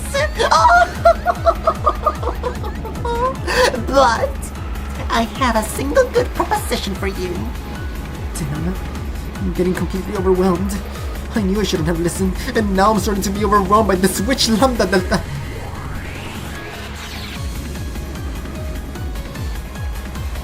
My opponent is Baron, not you. Didn't I just say it's possible for the two of us to talk about something that benefits us both? I've said that from the beginning, so listen to me. You have no choice. Alright, I'll listen. I just gotta listen, right? I felt a little control over my emotions and exploded from the inside. I didn't have a clue anymore. I believed that I was Angie, but at some point I stopped being Angie. That's right, I'm Angie, not Angie. Who am I? I'm not my parents' child nor my brother's little sister. I'm just a piece in a witch's game. There's no need to be so pessimistic. I mean, think about it, okay? Right now, you're together with Butler Ori-chan. While it's true that you can't tell him your name, at least you're positioned as his ally in a game where he battles a witch. And you're able to be with him for all eternity. Know what that means? I can't stand it, but I understand. In other words, as long as Oni-chan keeps getting a tie in this game, it will continue forever. Continuing to tie means continuing the game for eternity, and it means that I can remain with Oni-chan as a piece. But if Oni-chan wins or loses, then the curtain closes on the game. You, as a piece, will disappear. How do you define happiness for a game piece? Getting used by someone playing the game, nothing more. You won't find it when the game's shut in a closet gathering dust, right? In the past, the Seven Sisters of Purgatory said it as well. Furniture's happiness comes from being used, not being stored away. That's right. I am now the witch's furniture. Let's change things around a bit. To be honest, I want this game to continue in a tie for all eternity. An unending game is an eternal cage. An absolute closed room that never opens for all time, and that'll finally make Burn surrender. You know, Battle thus wants to win a bit. Victory by making Butler surrender. But that's actually a problem for me. After all, if the game ends, the closed room will fall apart. So I'll go easy on Butler a bit to stop him from surrendering. Don't worry, okay? When Butler's about to surrender, I'll become his ally. But you know, I get the feeling that Battle is faintly starting to realize. I think she's starting to realize that her victory won't come for all eternity in this game. But she is, of course, the Endless Witch. Battle's stupid, so she optimistically thinks that even so, she'll surely win eventually. Like she just has to repeat this game on and on endlessly. Of course, pretty much all blondes are morons. Then, in this game of witches, there will never be a victory or a loss. I won't let her win, and I won't let her lose. With certainty! Better notice that. So she looked for the most powerful piece for breaking that deadlock, found you, and threw you in to make this game end, you see? To make this game end. What's a piece role when the game ends? How stated clearly. Your existence is a contradiction. Your reason for existing is to bury yourself in the darkness and despair. My goal is to defeat Battle and release my captive family. And yet, even if I succeed, I won't be rewarded. You cannot lose. And you won't be rewarded if you win. So, I brought you a third choice. And that choice will make our interests coincide. Continuing the tie for all eternity. Yes. As long as the tie continues forever, this world will not crumble. What is this world? It's the world of the game with the witch. A world where Battle and Butler fight for all eternity. And at the same time, it's a world where you get to be with Butler for all eternity.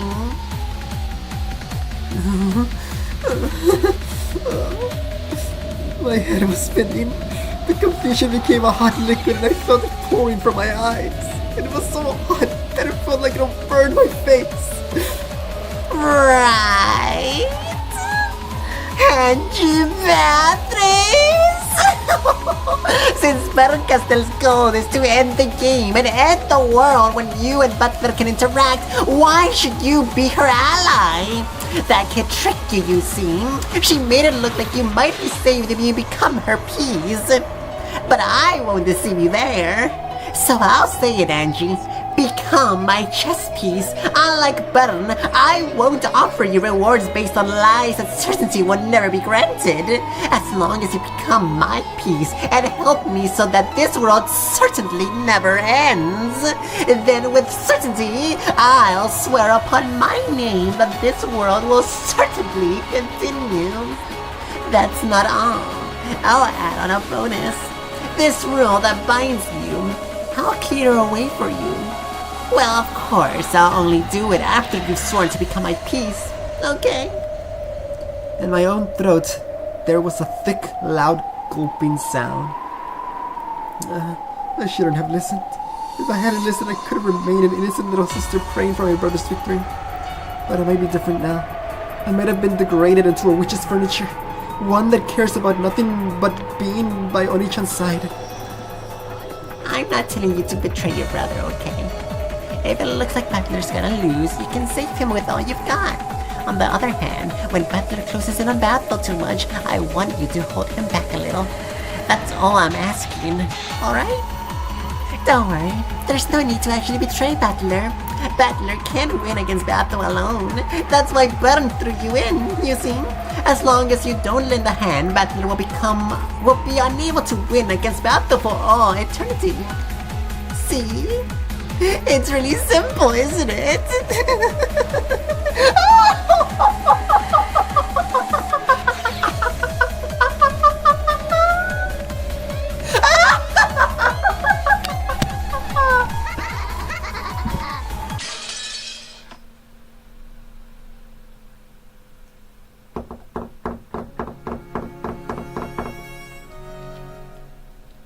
That's really good. That is really good. That is the best way they could have taken Angie's story. That is incredible. Because now she's fallen for the same trap as Kinso and Butler.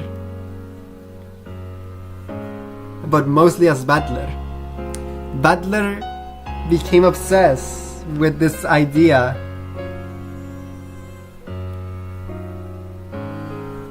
of Beatrice and her story.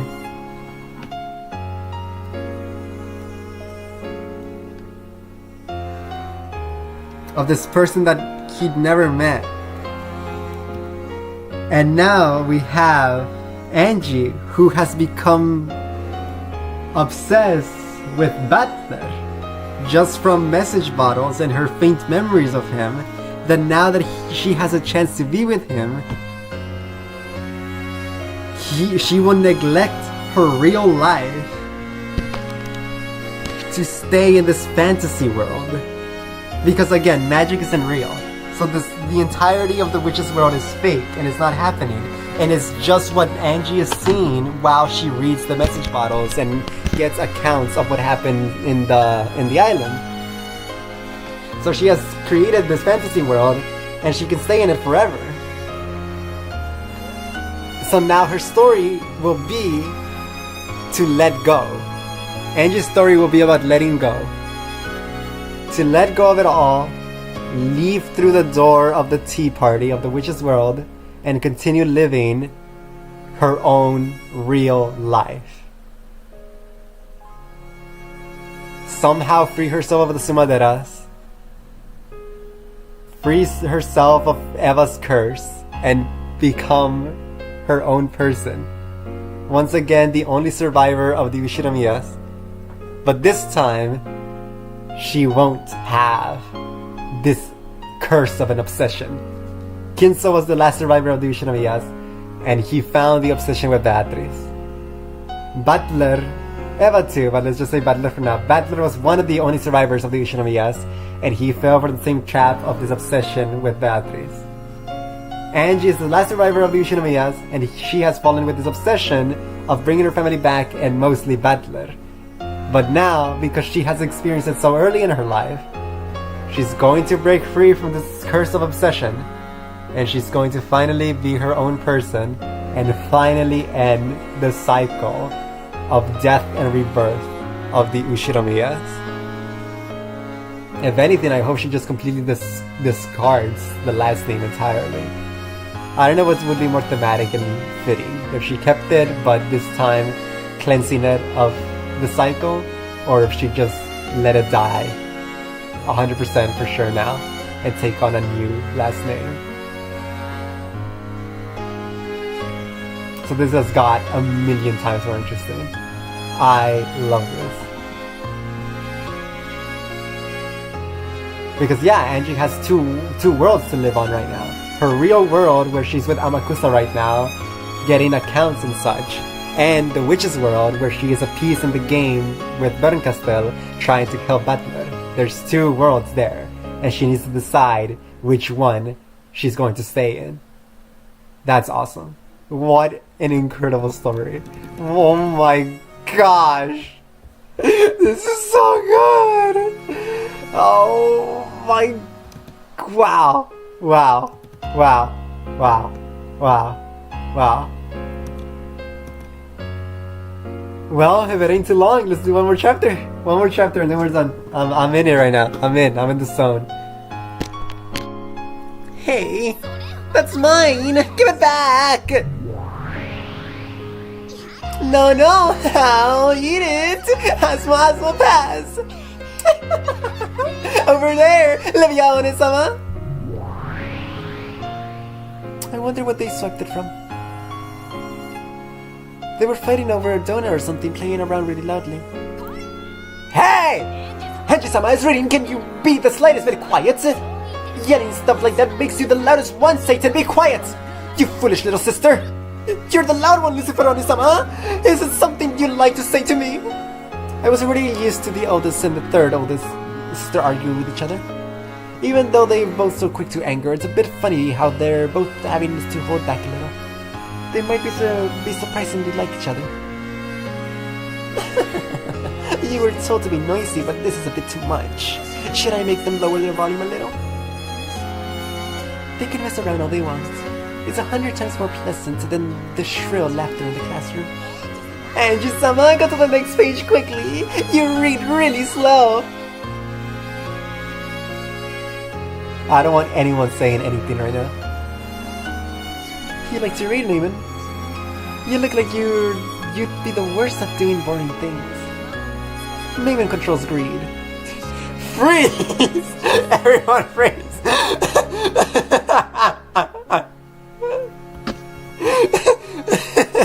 Neiman controls greed. That also includes a thirst for knowledge. Still, she wants to keep that knowledge all for herself, so be warned that she refuses to let people read any book you give her and sometimes burns them after reading them. I like knowing things that no one else knows.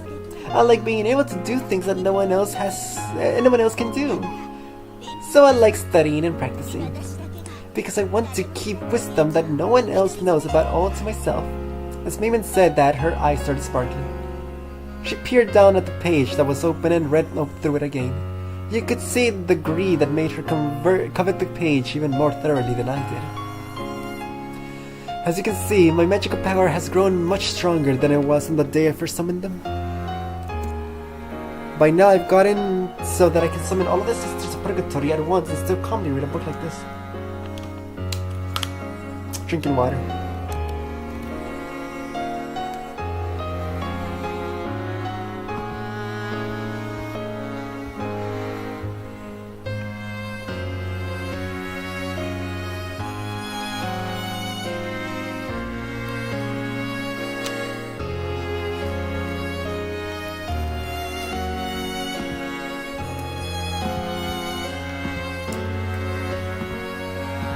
Back.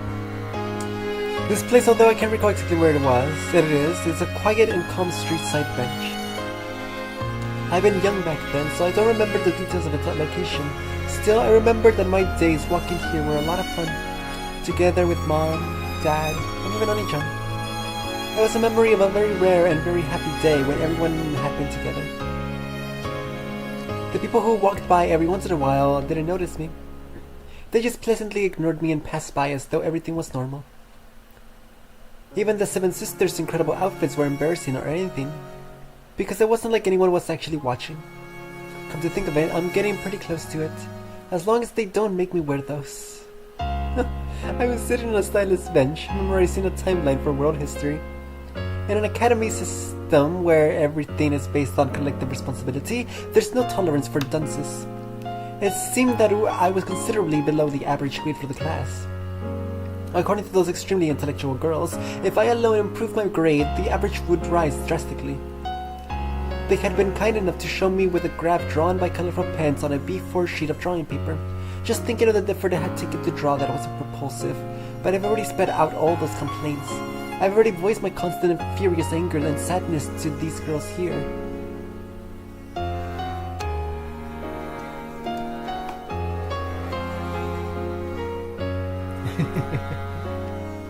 The sisters were sometimes indignant, sometimes sympathetic, and sometimes mourn along with me. I was truly happy to be able to share emotions like that with friends. It's said that they were originally furniture that existed to carry out Beatrice's cruel sacrifice ceremony. According to the occult message bottle, I hated it. It seemed that several of them even attacked my family. But I don't believe that, and it's pointless to question them about it. They are furniture, so they only respond to their master's requests. Even if they really did attack my family, I can't hate them. The only one I really hated was the Golden Witch, Beatrice, or else that ringleader of the Ushiromi of Suspicion, Aunt Eva. Angie-sama, quickly to the next page. Oh, sorry. I'm tired. Mind if I take a break?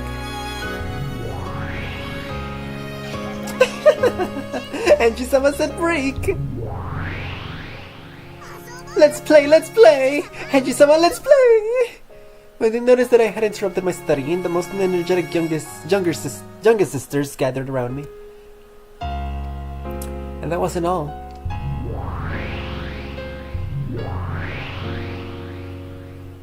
Even Maria One-chan and Sakutaro showed themselves. They had probably been very close by, but they must have hid themselves so that they wouldn't interrupt my studying. What are you? Angie? How's studying? How's studying? Go! Sakutaro, how are you? Wait a second, let me squeeze them too. You snows, you lows, aren't we always telling you? Cute, cute. What are you? You're crushing me. What are you? Your luck ran out when you showed up while all the seven sisters were gathered. Give up and let me hug you. Come on, it always turns out this way. I apologize for my stupid older and younger sisters. Sakutaro's happy to meet everyone too. How's it going, Angie? How's the studying going? Thanks. Well, not too bad. They were nice enough to come around, pass around oh my gosh. Printouts. They were nice enough to pass around printouts from a quiz that another class took earlier. Their beautiful sense of solidarity is enough to bring tears to my eyes. Well, at least it's probably better to put a tan line into my head. Are you? You sure are good at studying, Angie. You'll be able to get a lot of points, are you? Good work. I was terrible at studying, so I'm jealous of you for being able to get a good score when you study hard. You're joking.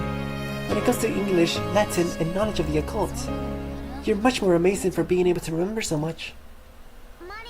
I can remember anything when studying magic, but I can't remember anything boring. So that didn't help at all for tests. Well, it's true that occult knowledge would be like that, but your grades must have been pretty good in English, right? In the first year of elementary school, on a Japanese language test, there was a problem when I was given a picture of a gun and was told to write its name in 4 squares. I got it marked wrong because I wrote the English word rifle in katakana. Raifuru. Why? Doesn't that fit? It was supposed to be the Japanese word for gun in hiragana. Teppu. I was told that it's wrong because you don't learn katakana in first grade. I didn't really get it. So from that day on, test, I wrote everything in hiragana. But I got in trouble with Mama for some reason. Got in trouble with the teachers too. You were probably born in the wrong country, One-chan. Then I'd rather have been born in a country of witches so I could enter a witch school. Oh. If that happened, you might have had much more magical, wonderful friends. And you? Oh. But it's not like I mind now. After all, if I can use lots of magic, then I get lots of magic friends. Sakutaro's all I need. I'm not the only one. There's also Sakusuke and Sakukichi, the animal pen, Shimoda-kun the seal, Sanae-san the rabbit, Mr. Pig-kun, and plenty more. Incredible. The number of One-chan's friends keeps increasing. Every time I ask, the number of names for their friend grows. But there's no doubt that Sakutaro is her best friend.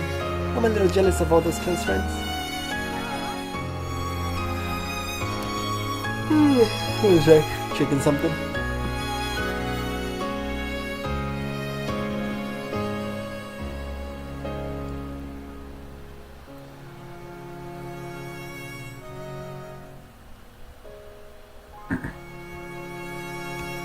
What do you think? How are the seven sisters? Did you get along with them? Those sisters are really energetic. They sometimes say shitty stuff, but they aren't bad. I wanted to get a cute kid like Sakutaru, but I think being with them now is more than enough. If you learn more of my magic origins, I'm sure you'll be able to give birth to friends you'll like, Genji. Creation is still a bit too hard for you now. There's a difference between creation and summoning, and resurrection is also different. So your greatest wish really is to revive your family? Yeah, I have a vessel for it. This.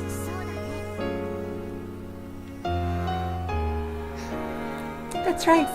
I'm sure that Harry's history will eventually become the key to summoning Butler. The rest of it is up to your training engine.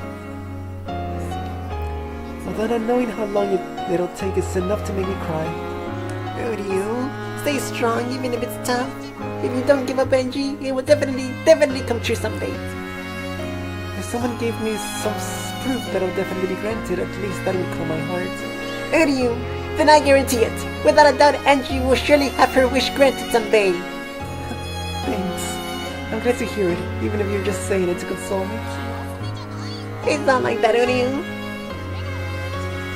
Stop it, Angie. That kind of emotion would turn into the magic erasing toxin. The feeling that your dreams will definitely come true is the best seed that buds into magic power. That's right. Sorry, teacher. You need to be a bit greedier, Angie-sama. Go however far it takes to get the thing you desire. You're lacking the willpower to never give up until you get it. Uriu, that isn't true. Angie's doing her best. Thanks, Sakutaro. Mayman. Crying about it won't help anything. There's nothing I can do except hang in there. I'll try hard. I'll grit my teeth. I'll definitely make my dreams come true. With certainty. Uriu, you're awesome, Angie. Do your best. Maymin and I will support you. Yes, we'll support you. The greedier our master is, the more our worth will increase. More importantly, Angie-sama, we'll definitely got 10 people gathered here. We plan to have everyone play shitty Tori or something. If you lose, there's a punishment game. Let me nibble your ears. Come on, is hunger the only thing inside your head of yours? Please forgive my foolish sister's stupid proposals. Are you sure it isn't about time you return to your study? No! I waited so long for you to finish studying, so I can't stand it if you can't play with us. I don't think it's a bad idea. Perhaps playing every once in a while is good for softening the mind. You govern Sloth, right, Belfa? What you're saying sounds reasonable, but you're actually being sneaky, aren't you? My apologies. You are diligent, Angie-sama. If it's okay with Angie, I like to play with everyone. Let's make some noise. That'll definitely be fun. Uriu, Angie, let's play. Let's all do Shiratori. Shiritori. In that case, let's start from Sakutaru's Uriu. In that case, which sound should we start the next word from? Ryu? Or you? From Ryu? I wonder. Maybe it really should be Ryu. It's rare for a word that ends like that to come up. Then I'm first. I'll do a word starting with Ryu. Ryusu. Watch crown. I wanted to go first. Ryoto. Lute would be wonderful. Would have been wonderful. Sue, feels like we keep getting tough ones. Wait a sec, what order are we going in? Who's next? Uryu. I don't think it matters, Sue. Whoever thinks of a matching word first. What's that? That's interesting. How about the person who can say the most wins? It's fast talking Shiritori. Then I'll go. Zucchini. Niniko itame. Mekabu with pasta. All of them delicious. I said 3 of them.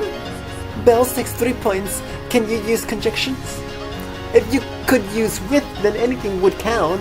Would work. The last one doesn't count. -1 point. Let's start from me.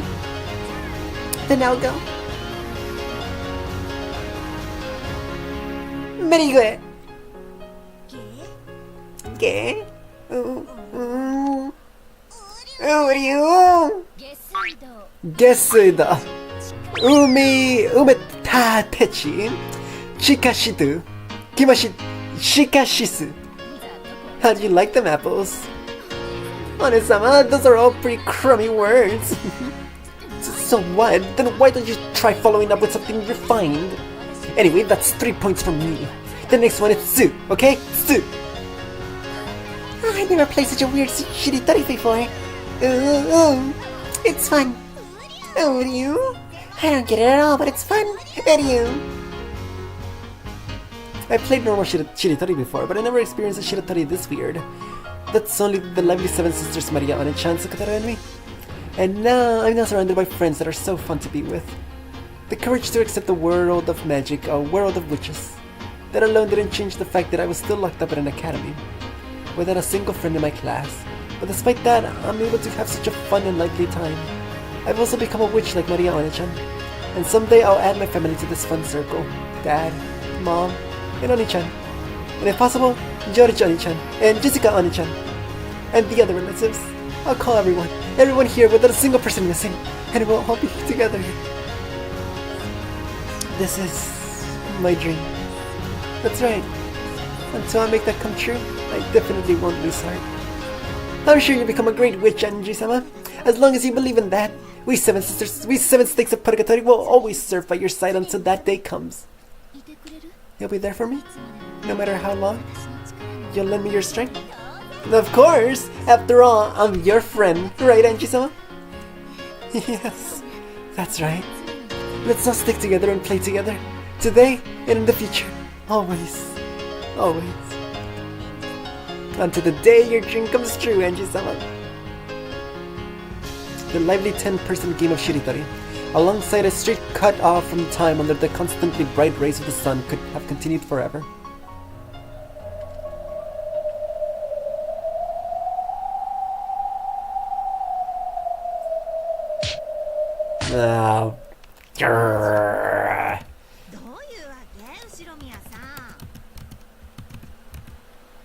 Wait, seriously? What's going on, Shiromiya-san?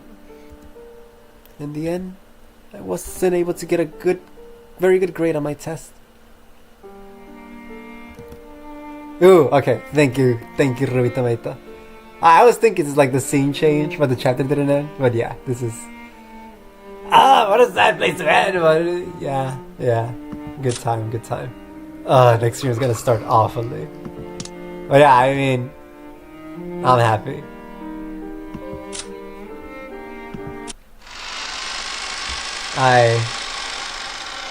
I'm so happy. We're so back.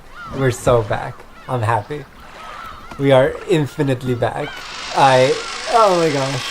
I'm so happy. I'm excited to play more. I have love in my heart once again. Everything's okay. Everything's okay now. I'm so excited. And Angie's story got so good now with this new bit happening. Incredible. That's all. No long intro. I'm out of here. GG's. Thank you all for watching, and may you all have a wonderful rest of your day. Bye bye.